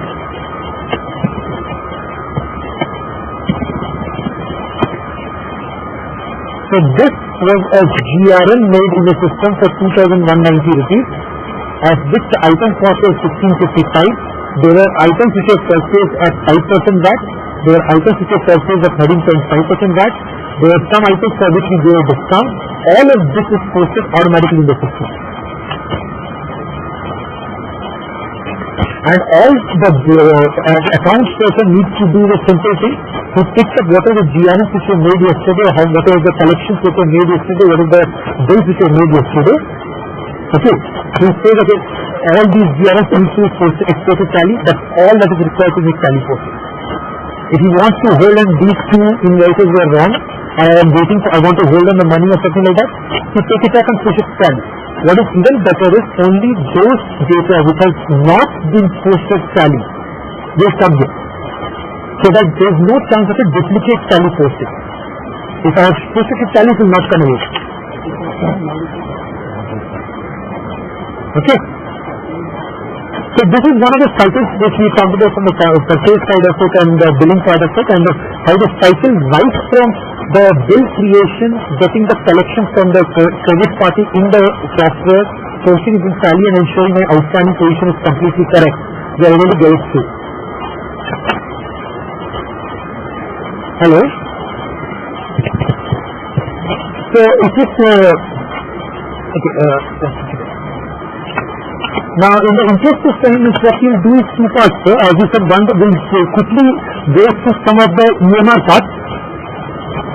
Hello? We will quickly go into some of the EMR parts and talk about what are the kind of outputs coming. And then we can also talk about some ancillary modules, those like appointments, those like MRD, maintenance and all. If required, we can spend, if you have time, you can go that side also. Okay. So first system is basically our game is, as you said, cash lab reports and all those things are being generated. In fact, I'll just let you say this first quickly.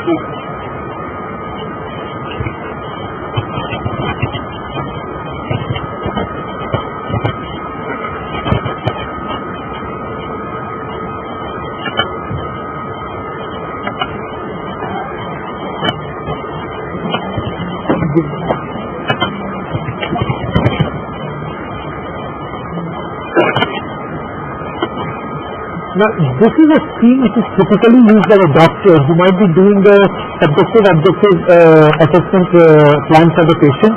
He might be doing the diagnosis in terms of the ICD code and the CPT code. In each of this, what is interesting here, you can also see the past visits of the patient. When we came for the OPD, when they came, for example, this patient was there in the IPD on 30/11/2010. I can click on that and pull out the data for that visit in one click.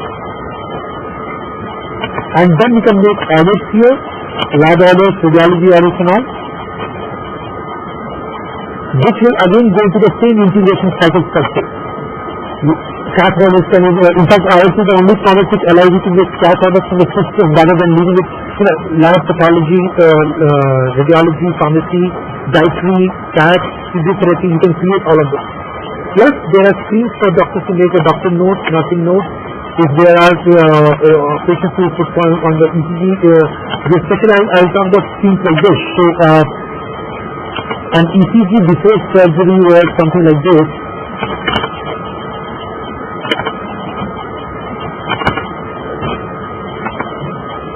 If I upload two images and just put it. Or the surgery, the wound before surgery was like this, and after surgery is like this. or an ECG was taken before or on the, so you can actually put it on a left panel and compare it with that in the second panel, or something like that. And you can write your notes on ECG notes or something like that here. If I will talk about similar size, if I have to talk about a visit summary, we can see a dashboard. For example, here this patient,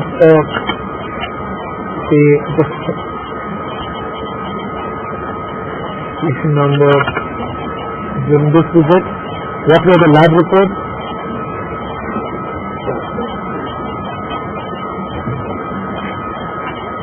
So I am getting all the, so if I am a doctor who has come here for the ward round, I will see that I have got an order for this, I have got this lab report ready. This is the order I have made, this is the report I have already got, so on and so forth. If I am looking for the radiology report, I am looking for the CAT report, all of that, if there are any reports will come in. In addition, standard results like this, what is the history of the patient, past history, family history, current treatment which is going on, and things like that. All of this which I am showing you have been entered by doctors and the nurses themselves. So this kind of patient history are the doctor's notes, nurse's notes, medications which have what has gone to the patient at one date and time, lab orders what have been put together, what is the radiology pattern can come through the system. Either in the same part of it, if the patient wants to, if the doctor wants to see the CAT reports or the angioplasty reports, you can do this kind of section-wise reporting. So what is the LED reports and all this sort of, and can be printed in a manner which is relevant from the angioplasty part of it. So this was anterior MI with a history of hypertension and diabetes mellitus, and these are the lesions where I done the angioplasty. In fact, even in the inpatient setup, the OP notes which I will talk about can be configured for different types of surgeries. One, as I said, this will be template. So you can write your, you can use a template and enter the data here directly, or you could write as a post-op note what was the procedure done. So it's an elective surgery for CABG or something.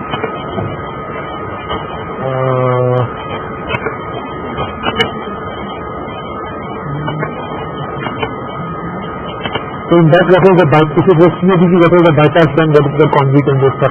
So all of these, we have been working very closely with cardiologists, or I say super specialists on their own, to get these clinical records in place. But the basic information which is required for the OP notes in terms of who is the surgeon, what is the practitioner's name, when the surgery start and all, and integrating it with the billing circle, we are able to get it through here. If I were to go back to the clinical schemes, even there are different forms which are required for the, a consent part of it, or it could be for a GYN certificate or an MLC certificate. Those things can be generated from the system directly. Even things like nursing handover, GP handover which are happening, you can do it from the software directly. So an in certificate can be generated like this. It could be a death certificate or a birth certificate, a billing clearance. As a right side there is a invasive procedure consent and taken.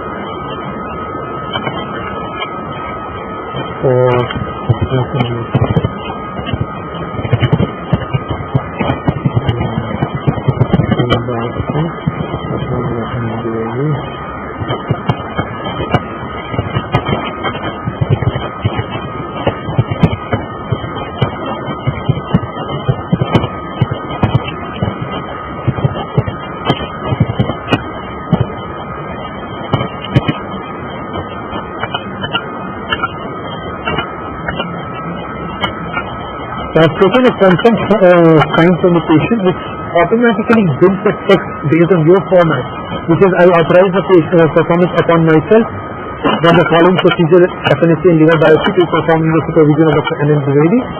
This is the witness, this is the signature.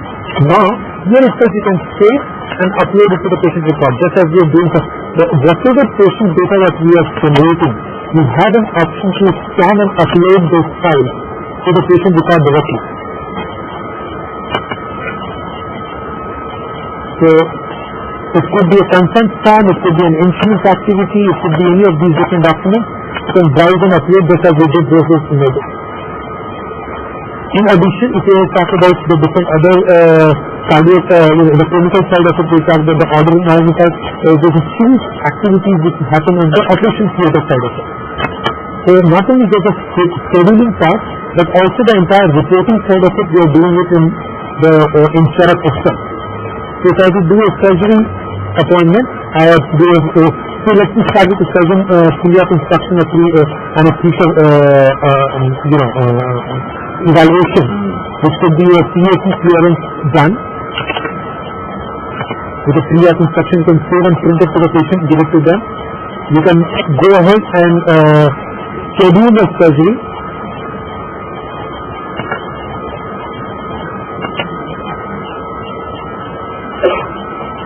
The surgery typically could be because for your service hospital, I'm sure the operation theatre will be a very bottleneck resources because different people will be trying to plan the surgery and you can do it here in the system itself. For this question, 0075. So, okay, I'm planning the surgery for tomorrow. It could be an inpatient or it could be an outpatient. It could be a non-registered patient, even that is possible. From 8:15 to 12 o'clock. OT number 2 or OT number 1. I'm putting two under Dr. Ayad and Dikadia and Abhishek. In fact, here itself you can send across an SMS to the doctor that says your appointment of this has already been set or something like that. You can create one of and here now few things are happening in addition to. These are provisional surgeries. Those provisional surgeries can be, the patient has arrived. You can send an SMS to the doctor that the patient has arrived, is there in the surgery waiting for us.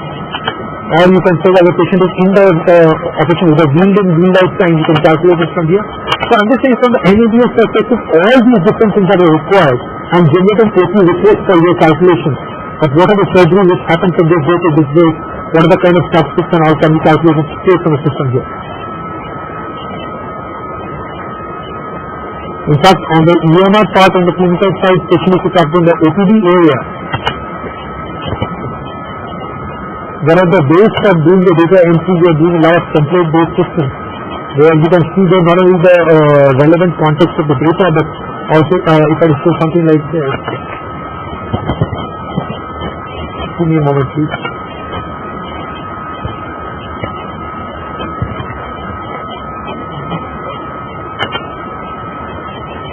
Different health records, which are something like this as well, which could be in the OPD setup per se as well.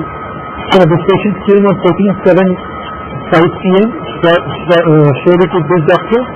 This was a chief complaint. Came on 15/3 because chief complaints were typically done. So one below the other, the patient's health record can be generated from the record. If you talk from the word of electronic medical record, this is what is very, very valuable from the doctor's perspective. If I need to see how the patient is improving or is responding to a treatment or just like a pediatric case, it could be a very well child. But even for a well child, I need to know what is the height rate and how the growth has happened. So I can capture this one below the other just in the system. And to capture this part of the data, we have something which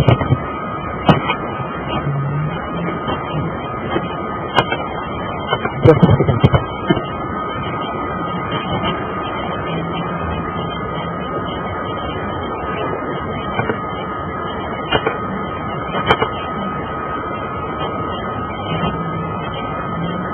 Actually, I'm just logging into a hospital data where they are using the software in the OPD a lot.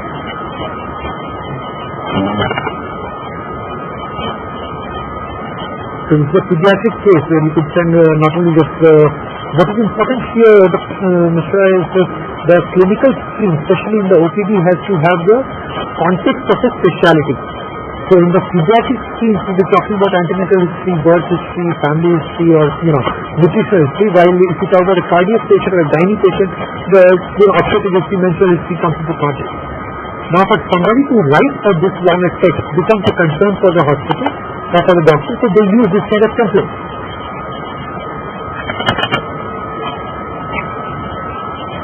So what they are betting on, that if you go a specialty route, 9 out of 10 patients that come my way have these typical chief complaints.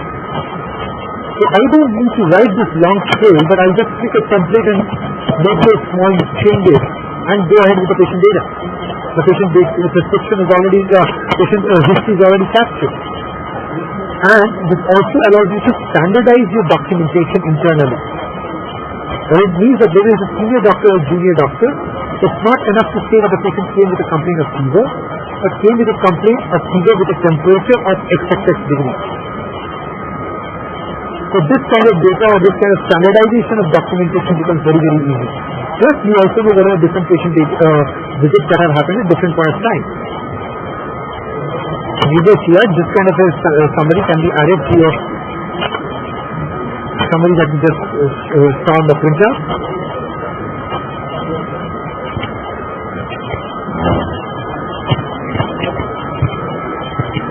It should look something like this.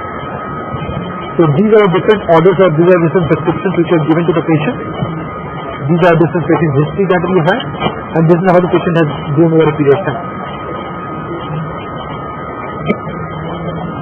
Although, as you would imagine, so EMR as a field is so vast that we can do 2 days discussion just on that. But if there are specific areas in EMR that you would like us to speak about, I can go into that area right away.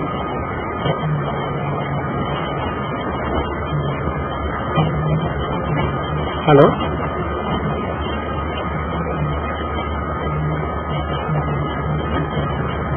If we are on that cycle, so possibly I can touch upon slightly less critical admin processes, like those of appointments or those of maintenance or HR module or those so on so forth.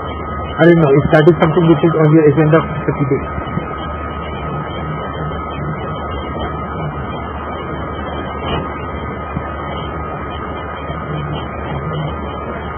While we are at it, so you can see these kind of authorization forms for different insurance companies can be generated from system itself.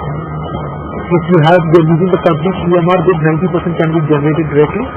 At least the name, age, gender, PR numbers, registration numbers, those things can be also brought into the system. But Mr. do you want me to spend any further time on the EMR side right now, or should we move to the next step? Say something like a report or something?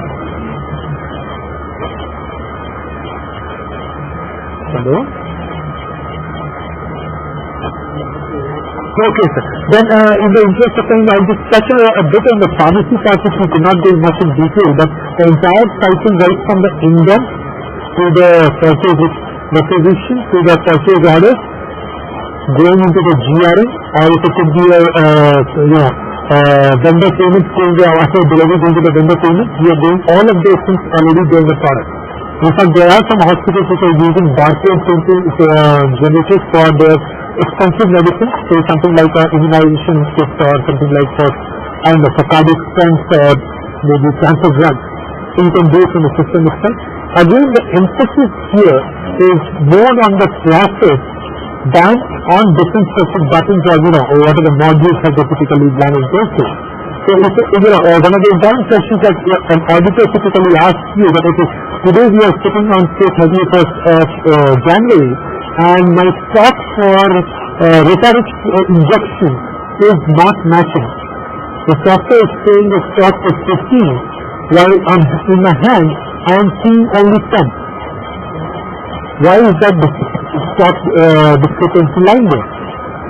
So what we are able to put across is it's not enough. Typically on 31st of March, you would have done your stock take, and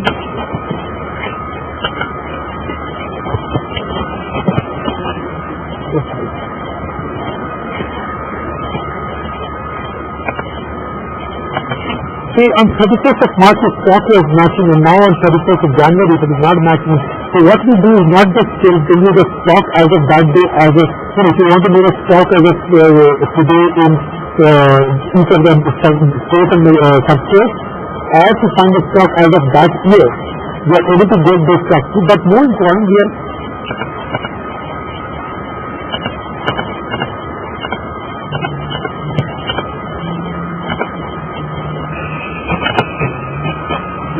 you are getting something like this. It says that something like 3 and cap. On the beginning of the year, the opening stock is 0. We purchased 32. We transferred 2 to the substore. We got 8 back from the substore. We wrote off 5. This is how much we issue to the patient. This is how much we issue to the department. How much we return to the vendor, and this is how the closing stock has been derived at. Or if there is a closing stock of 288, while the patient said that this was, it should be actually 290, we are able to trace it down. That 510 was issued to. This was what was transferred to the main store. This was what was returned from the department. This is how much the vendor. So this is first level of stock reconciliation. Here itself, I am doing something like a patient from stock.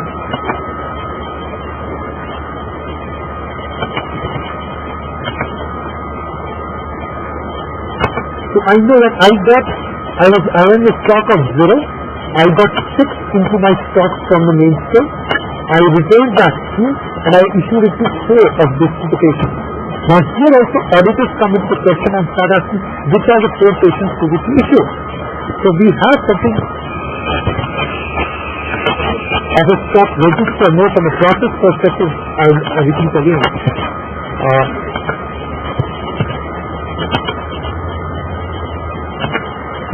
So for this item which we are talking about 3 and cast 10 centimeters, this batch, 3 and cast, so it was my opening stock is 0. On such and such date, on 22nd of September, they gave me 4, my closing stock became 4. And then on 22nd itself, I issued it to IP number 0013, my stock became 2. Then I transferred back something, one of them, so my stock became 1. And then I got another issue, transferred them, so my stock became 0. So now this kind of detail is something which is very, very vital for you to do the stock reconciliation. Or finding out what is the stock in hand, or doing the cost allocations of the billing policy. So what I'm trying to say from the pharmacy perspective, it itself should be a half-day session, if not more, where all the different processes are definitely fit strongly in the system, but note for all the different reports in terms of inventory, in terms of profitability.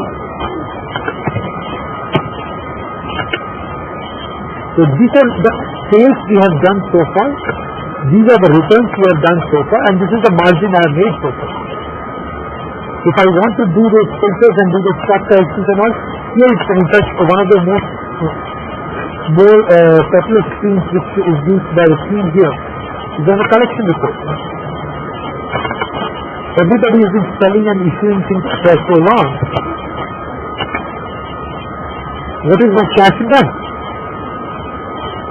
I could, rather than doing stuff in Excel and figuring it out, of course Excel is there in practically each and every report. But I want to analyze only the pharmacy collection. And this is a 1-year data which I am getting through as part of it. Or I want to see data for this user. Okay, it does not have a... Okay, here itself actually can do quite a few things. One part is I got this report that who collected what card and so forth. If I want to see, okay, explaining all check collections or cash collections which are more than say 1,000 rupees. So these are the collections which are more than 1,000 rupees. So if I don't want so many columns in my report, I don't want the credit card, check, DG, ESP, health card and those checks. I can remove the column, and instead of showing it date wise, I want it by group wise. Under what head did I get the payment? So now it's come under the name of different, if I want it against a different user or different patient. So under Ajay Saha I made over 3,000 rupees bill. Under Amrita Dasu I made so many bills, and so on and so forth. And of course you can export it to Excel and do these things again together. What we want to do is that we don't even need to go to Excel. Whatever the Excel reporting capabilities we want at a filter pivot level, we are getting it here in the system itself. Considering on these things is one thing which is relevant from the status. Do we have a blood bank there at your hospital, sir? Hello? Do you have a blood bank at the hospital? So even for the processes for blood bank, processes for emergency room as I just mentioned, even things if you are talking about capital asset purchases, work order issues, if you are talking about salary processing, payroll calculation, attendance management, if you are doing duty rosters, you can do all of this through a single software. And if you have to generate a dashboard, say for the medical superintendent or something like that, these are the day shift, night shift and all. You can generate on your own report and look for what is the cash collection over a period of time.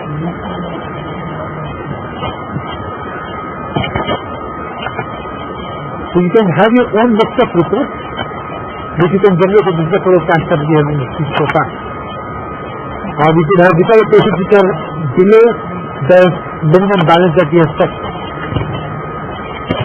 Or you can have what is the collection, what is the age-wise outstanding report. So now these reports are reports that you decide what you want in the dashboard and they can be set together directly for yourself.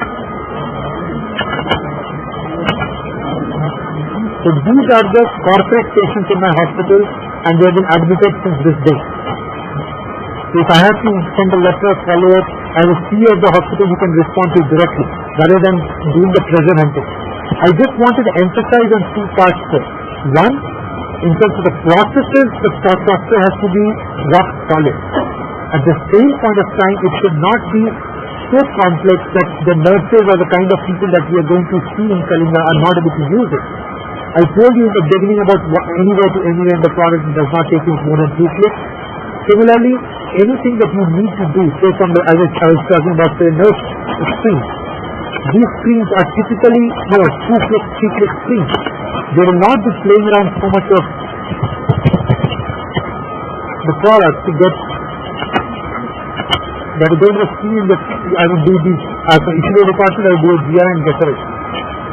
And if there are things that you want from the patient, say something like the patient feedback, if you want to set something that we call as an FAQ, a patient has come in and just asked you what is the admission process, or if I have a chronic patient, what do I do?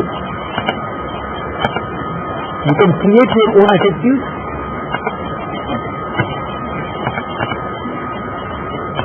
Okay, right now the data is not considered, but you can create an FAQ, the question and answers can be shown, printed and given to the patient then and there.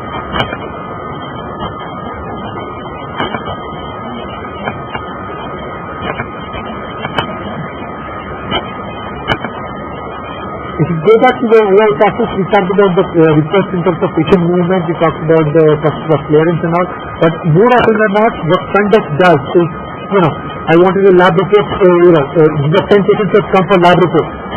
So what are the lab reports which are pending for delivery? Okay, right now they are not. Because are reports which have been delivered between this date and that. If you want to send an SMS and hand over a report, you can do it then and there. If you want to look for the front office report and just say whatever doctor details, doctors and leaves, all of those, typically these phone calls happen. So even from the nursing perspective, what we call the doctor calling register, where I call this doctor at this time and I'm able to track that conversation. So that becomes a kind of a log in the system for you. If you're, sorry? Yes, ma'am.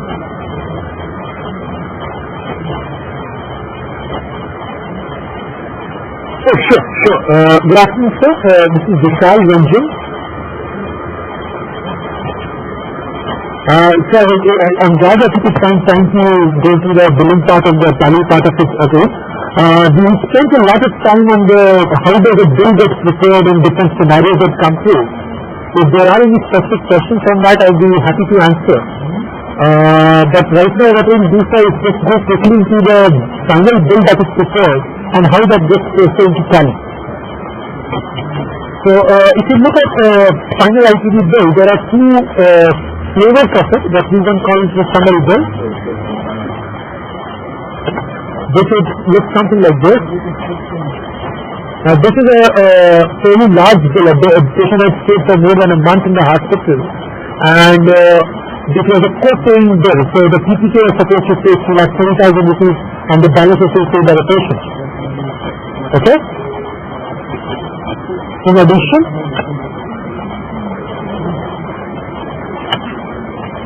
Just a second. Is my screen visible now? Just a bit. Can you connect to the screen here again too? Yeah.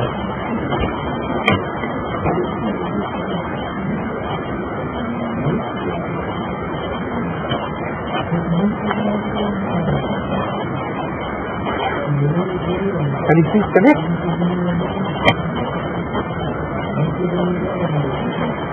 Oh.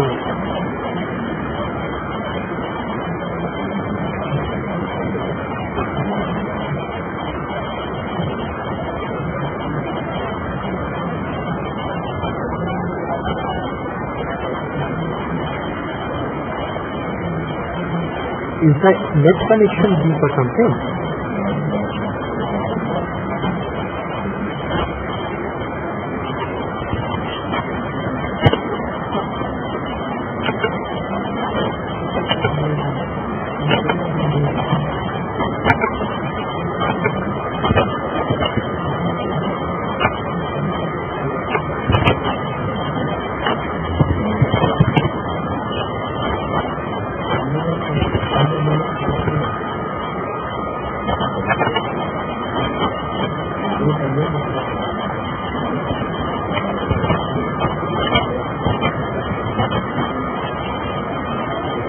Do you have the number? Should I tell the number again?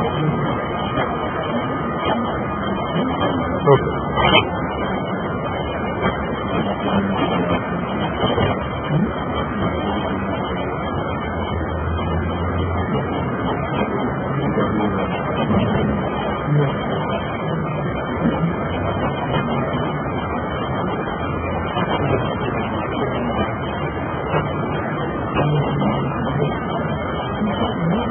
Yeah, I'm getting your request.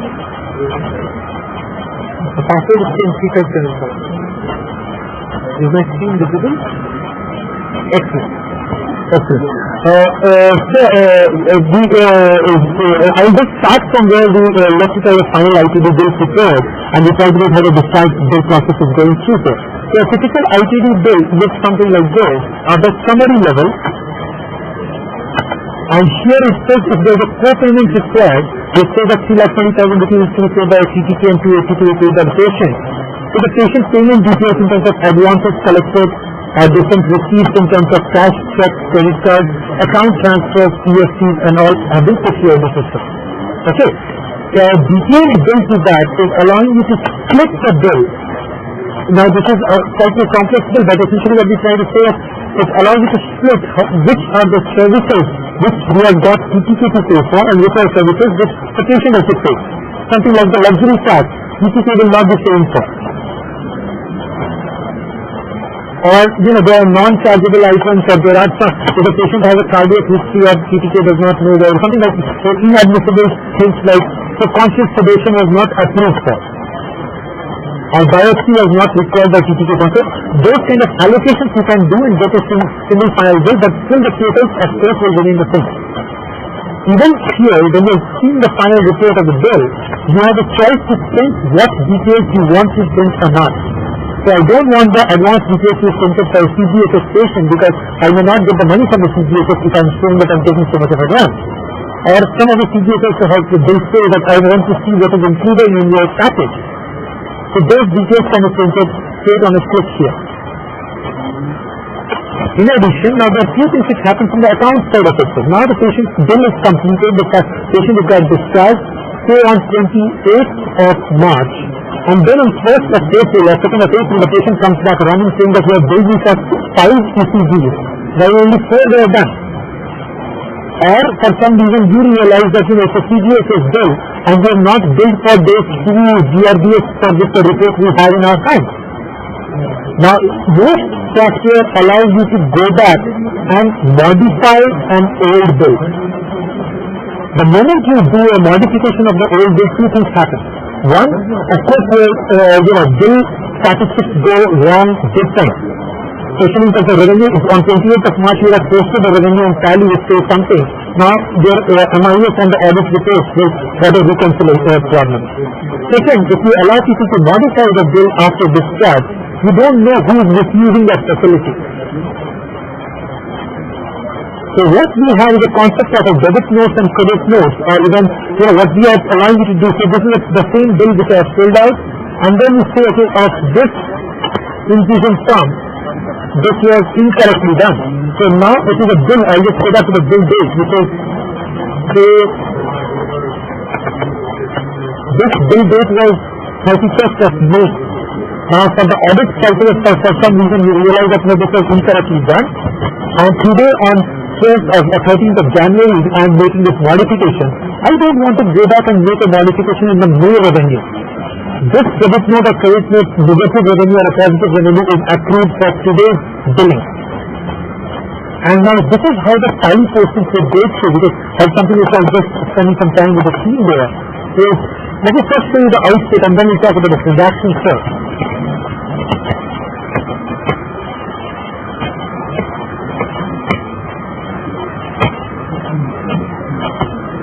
Let me start from the P&L directly. So I'm not seeing a regular definition caveat, but most of the hospitals make the revenue postings in terms of OPIT revenue or in terms of collection per se completely, or whatever outstanding that third party. What we are able to split the bill automatically on different general ledgers for your MIS perspective in terms of accommodation revenue, dietary revenue, diesel allowances, equipment charges, and so on and so forth. So this revenue got further split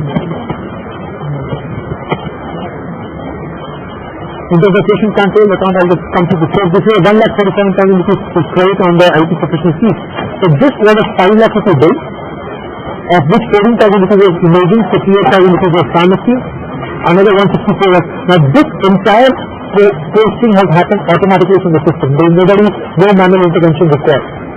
What would catch you notice much interesting here first is on the narration side. This also is getting done by system automatically, because at the IT bill, if the editor comes back and asks that show me this bill in detail, all you have to pick up this bill number is 506.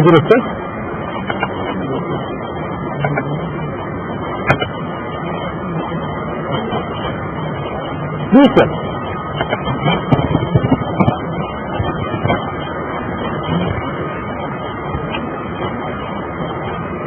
So it's not automatically from our side.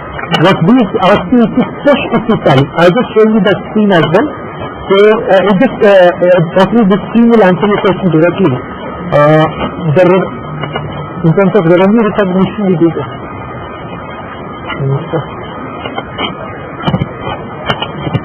Whether it's a revenue or it's a liability that we need to recognize, it will come on the date that we want to post it. For example, this is a purchase posting which I'm talking about. So many GRNs were made in the system. Now I want to post 1, 2, 3, 4, or maybe all the GRNs directly, and I've not got the correct invoice from these 3 GRNs, so I'm not going to make this posting. Or if I want to post it on today's date, I want to post maybe backdate posting, case posting, or based on your access that you have. But what this posted is a journal on that particular date we are looking for, with the bill narration on that day. So the revenue for the credit notes or the debit notes and all of that is on the date of bill creation, or on the date of credit note creation, or on the date of invoice receipt.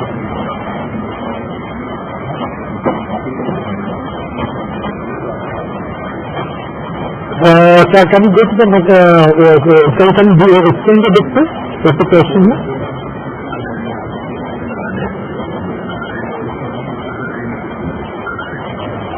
Yes, sir. Yes, sir. Correct. How is it reconciled? I'll do the matching just I'll show you later. Just a second. So the posting, if you see, the supplier invoice number was 523099. The GRN that I made was 001641, and the purchase order for that was 00615.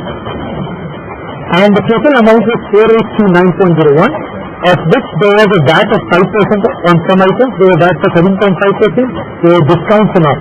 So if you have to do this reconciliation from the matching perspective or even from the audit principle part of it, what they will be doing is this. That's it.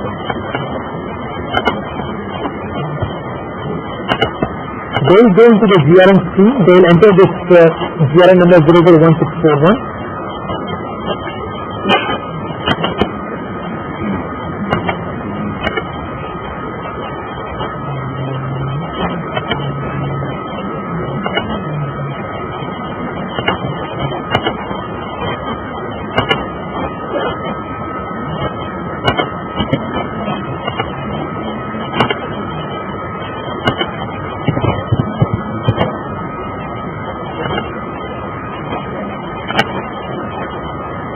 So if I were to look into this invoice here, the total amount still remains the same. This was the invoice 523,099 given by the vendor. 523,099. This was the GRN, this was the purchase order. If I click on the purchase order, the matching is already done. This was what I had ordered for, that 4679.66. This is what I have received, 4679.66 plus taxes minus discount. And these taxes are split by 13.55%, whatever the max level.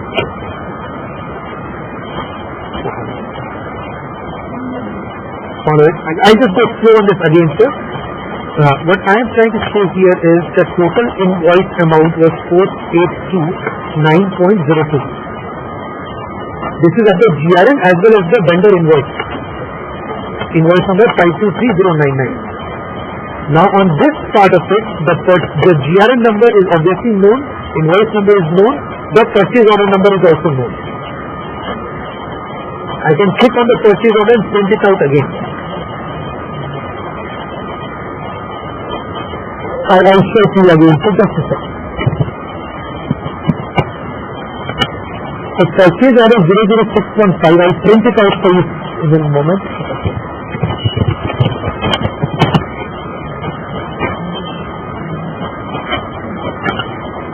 So the purchase order number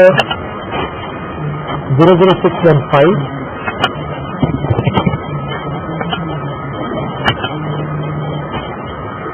This is anyway slow for you. So this was a purchase order which we printed and sent it to this vendor called Vardhaman Pharma. Okay. Against this I got a delivery which the GRN looks like this. For this total amount, of which there was some tax of 13.5%, there was tax on 5%. Okay. Now this, when it's posted in Tally against a particular voucher, the voucher number is still generated by a system, but the invoice, the GRN and the PO is available in the same sheet and can be, reconciled back with the software.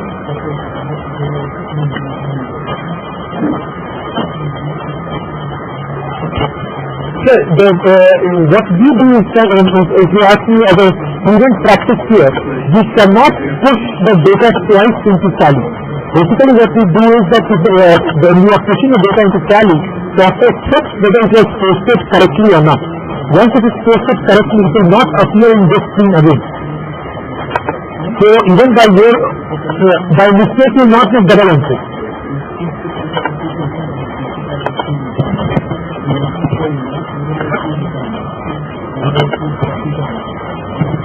Hello? So right now what you have seen, typically the practice that we have seen in different hospitals here, they say that I will make Tally posting say the next day. And next time if it is Sunday, I will do it on a Monday.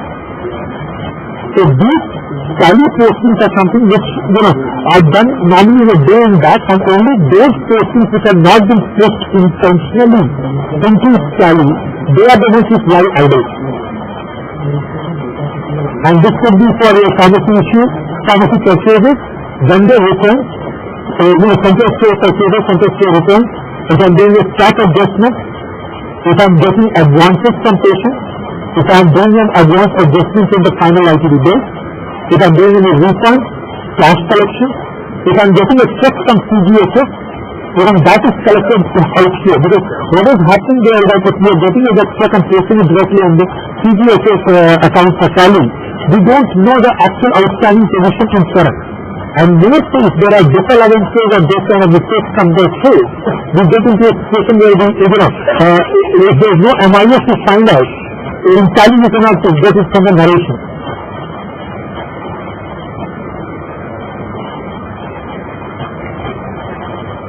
No, please tell me, sir. Yes, sir.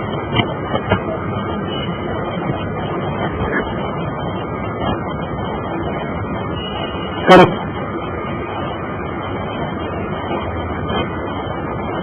Correct.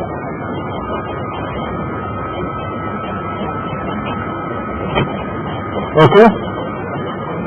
Right. Against the same order, if you have made a GRN, the PO will get automatically closed. It gets automatically closed. So right now, if you see in this screen, I'm making a GRN. It says these are the different purchase orders for which deliveries are pending. Not purchase orders in this screen. I don't think you'll be able to make a delivery order. It's not there. Only those purchase orders for which delivery has not been made come here. And for which, I'm just anticipating a question from your side. So let's, this is let's say a big purchase or something like that. Not that much for. So the purchase order has 15 items. Okay. Now the vendor has right now sent an invoice with 2 items. Okay. I made a GRN. Did the stock sold to the patient? All of that stuff is already done. Okay. Now the vendor sends the third item. The PO will allow you to receive only that item for which you have not got the delivery. And even if you have got a partial delivery, say the quantity order was 17, you have right now sent to you 10. The GRN will be allowed only for that incremental quantity of 7. You cannot make a GRN. You can make for less than 7, but not more than 7. Yes, in fact, it will be the other way around. In fact, right now, let me just do this GRN to you. Just a bit.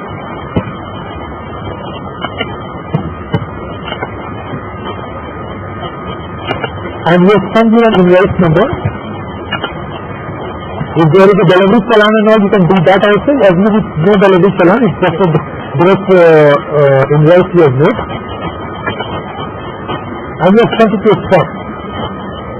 So the one thing which you might be appreciating a lot here, that each of these buttons that, someone can make a GRN, someone can push it to the stock, some senior person can approve a payment. So each of these buttons are access control. We do not want everybody else to be doing everything. So now if I open the same purchase order number 2860,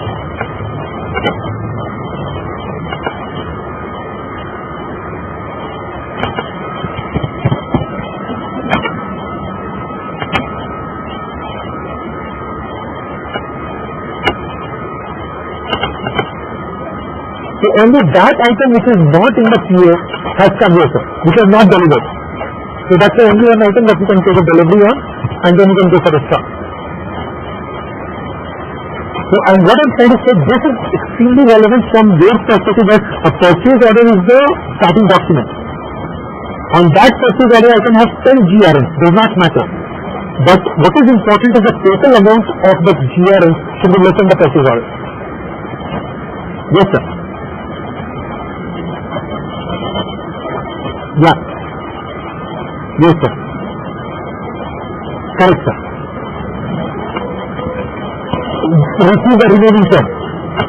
What you can do is you can go to the purchase order and I'll open the purchase order and close the purchase order. In fact, what do you think is happening, sir? It gets automatically closed if you are not delivered within 30 days of whatever PO validity day. So you delivered 90 days, and that when you are not delivered at all, then it gets automatically closed. Second, say I am ordering these 10 items from some other vendor. So I don't want 10 to come from here and then 10 from the original supplier as well. So I can discard this PO after that. So then no deliveries can be made against this purchase order once we have closed this purchase order. Please tell me, sir. Yes, sir. Sir, one good or bad part you have to tell me, but once a purchase order is approved and sent to vendor, they don't allow you to change the purchase order. No, so the change, once till you are not sent it to the vendor, you can change and modify and do everything. But once you have, because what is happening, sir, it opens that avenue for malpractice as well, you agree, right? And I have 2 purchase orders under the same number, one saying the quantity 20, the other saying 30.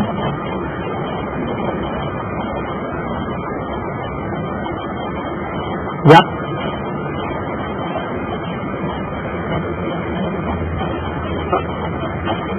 Sir, in fact, that you can do at the GRN level itself. So when we are, for example, I made a purchase order for a quantity 30, okay, and at the rate of 15 rupees each. Okay. Now the vendor is giving me a free quantity, and instead of 15 rupees we have negotiated and got some better deal at 14 rupees. Now depending on who has the access, now this is a very important word, sir. I don't want the sales people to be playing around with the purchase order terms and conditions directly. So say that at the CFO level or someone at your level can come into the picture and say, okay, I have an invoice which is not matching the purchase order, but still it is in a better condition for us, so we'll take it in that stage. So we have the, again the question is lock and key, sir. If you're putting it in lock and key your safe, if you're leaving it open for all, you know that it becomes a problem for audit. Again, in a limited time so I can answer quite a handful of questions, but if there are any which come at your mind again, you can channelize it through Rajshri or basically drop me a mail. I'll be happy to answer these questions. Okay, thanks a lot, sir. Basically what is happening, sir, not only yourself, most of the big hospitals that we have worked with, their CFO has similar questions. Because ultimately the control is more important. Entirely in terms of purchases, in terms of vendors, all of that. So if we are not providing that adequate control in the processes, the software is no good. Please tell me, sir. Where we are coming from, sir, we have worked with some hospitals which have got us to work into multi-currency mechanism. But I'd say at a general level, we are an Indian hospital. We go for the Indian hospital practice, we work only on the Indian currency. Even if there are imports which are made, because the dollar exchange values and those things keep on changing, even for that hospital when they did it for the multi-currency rate, they ended up using only the INR part. Because every day in the morning you will have to check this is the exchange rate on which I want to make the book. It becomes a very tedious job to manage the books thereafter.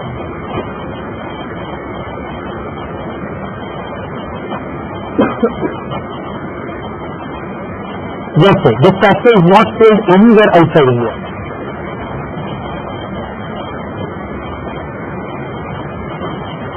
I can understand, I can understand. If you're importing some items, or there are vendors, patients who want to pay in dollars. So all of that may happen. I'm just trying to say the constraint of that is making your currency rate relevant. Because say if you get one US patient today and there is another French patient which comes 6 months down the line, and if you are using the same dollar rate, then you will be in a major scoop at that stage. Because in that case you will have to maintain your rateness also in dollars.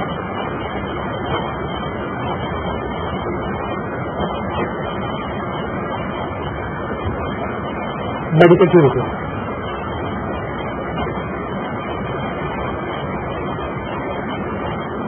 Yes, so medical tourism, that is the moment you sent me the question, I was able to understand where you are coming from. Whether you talk about medical tourism, whether you talk, we have worked in those areas. And yes.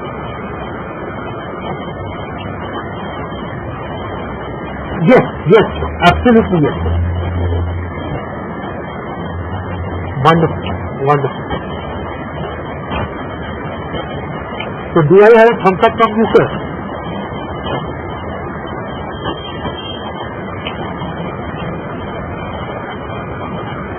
Sure, I would love to do that.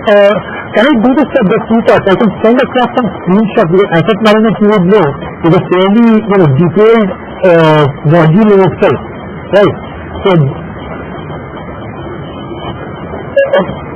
you are looking for an asset accounting entry in Tally, or you want to see the process flow? Okay, broadly I'll tell you some without going to the these 3-4 things are happening here. One, when we are making an capital asset purchase, just let me go from the product directly. When we are making a capital asset purchase, there is a purchase cycle that comes into picture.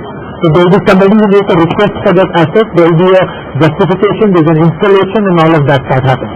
Okay. Second part is when the asset is purchased, there will be an allocation of that asset. So this is sent to this profit center, sent to this cost center, and so on and so forth. Thereafter, there will be an A&C side of it. They would say that this asset is planned on this kind of asset, AMC is valid until this period. Okay. So, and they say there is an asset maintenance part of it. So this asset broke down. On this is the amount of cost we have spent. If we have spent it outside, this is the cycle we are using it. So all of this, so what are the assets which are broken down, which are the assets which are, where are different assets, which are the assets which are to be spent for repair, all of that can be generated straight from the system. So this is on the asset accounting side. Plus if you talk from the discharge side of it, especially on the asset condemnation. So there might be some assets, say there are 3 ECG machines that we had which we have sent to third floor, second floor and the OPD, out of which one ECG has to be written off. So that discharge, material discharge module is also available with us. Please tell me, sir.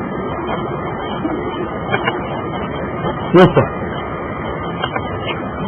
Yes, sir. I get the point, sir. In fact, that bit of the question I didn't realize. The depreciation is something which we leave it for the accounting directly. We don't calculate the depreciation in the system. What we do is marking on the book value is where we maintain the asset in the system. We will call it as a defect, but from the accounting perspective, what we have realized that depreciation, sometimes there are straight line balances, there are reducing balances, all those parts are still done in tally or whatever the accounting system directly. In software we do it on the book value of the asset, or purchase value of the asset. So when we are discarding the material, it says what is the purchase value and what is the value we are discarding today directly on. So that becomes a net depreciation. Year on year, our linear method of depreciation, we are not adapting in the product per se. Yes, this is done outside the system.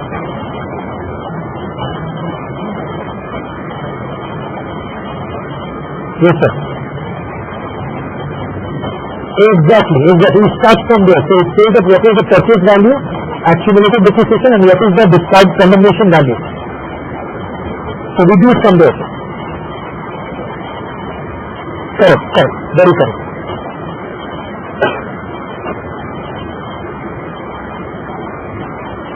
Perfect. So how does it look like per se, sir?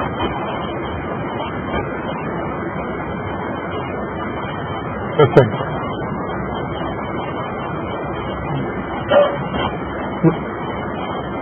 Yes, sir. Yes, sir. Wonderful, sir. Do you think it might be worth it? I have a small, questionnaire kind of thing, because I send across this a priority from your side. What are the modules you will need and what are the modules you can put in for phase 2 or something like that? Although we know that we are going for a cashless solution, but even that could be in a phased manner, right? So, especially to be viable on the commercial side, it's important that we don't have too much of, front-loaded stuff. So, if you could help me on that, I can send across a quick questionnaire on which you can put a tick and cross. And then I can prepare a proposal in which will be much more relevant to you. Yes, exactly. It also gives me what is the kind of complexity of implementation, all that will be required.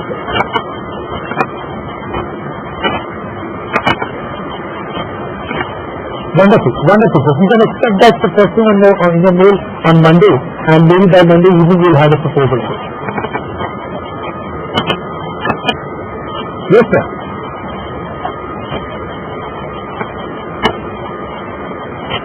Yes, sir.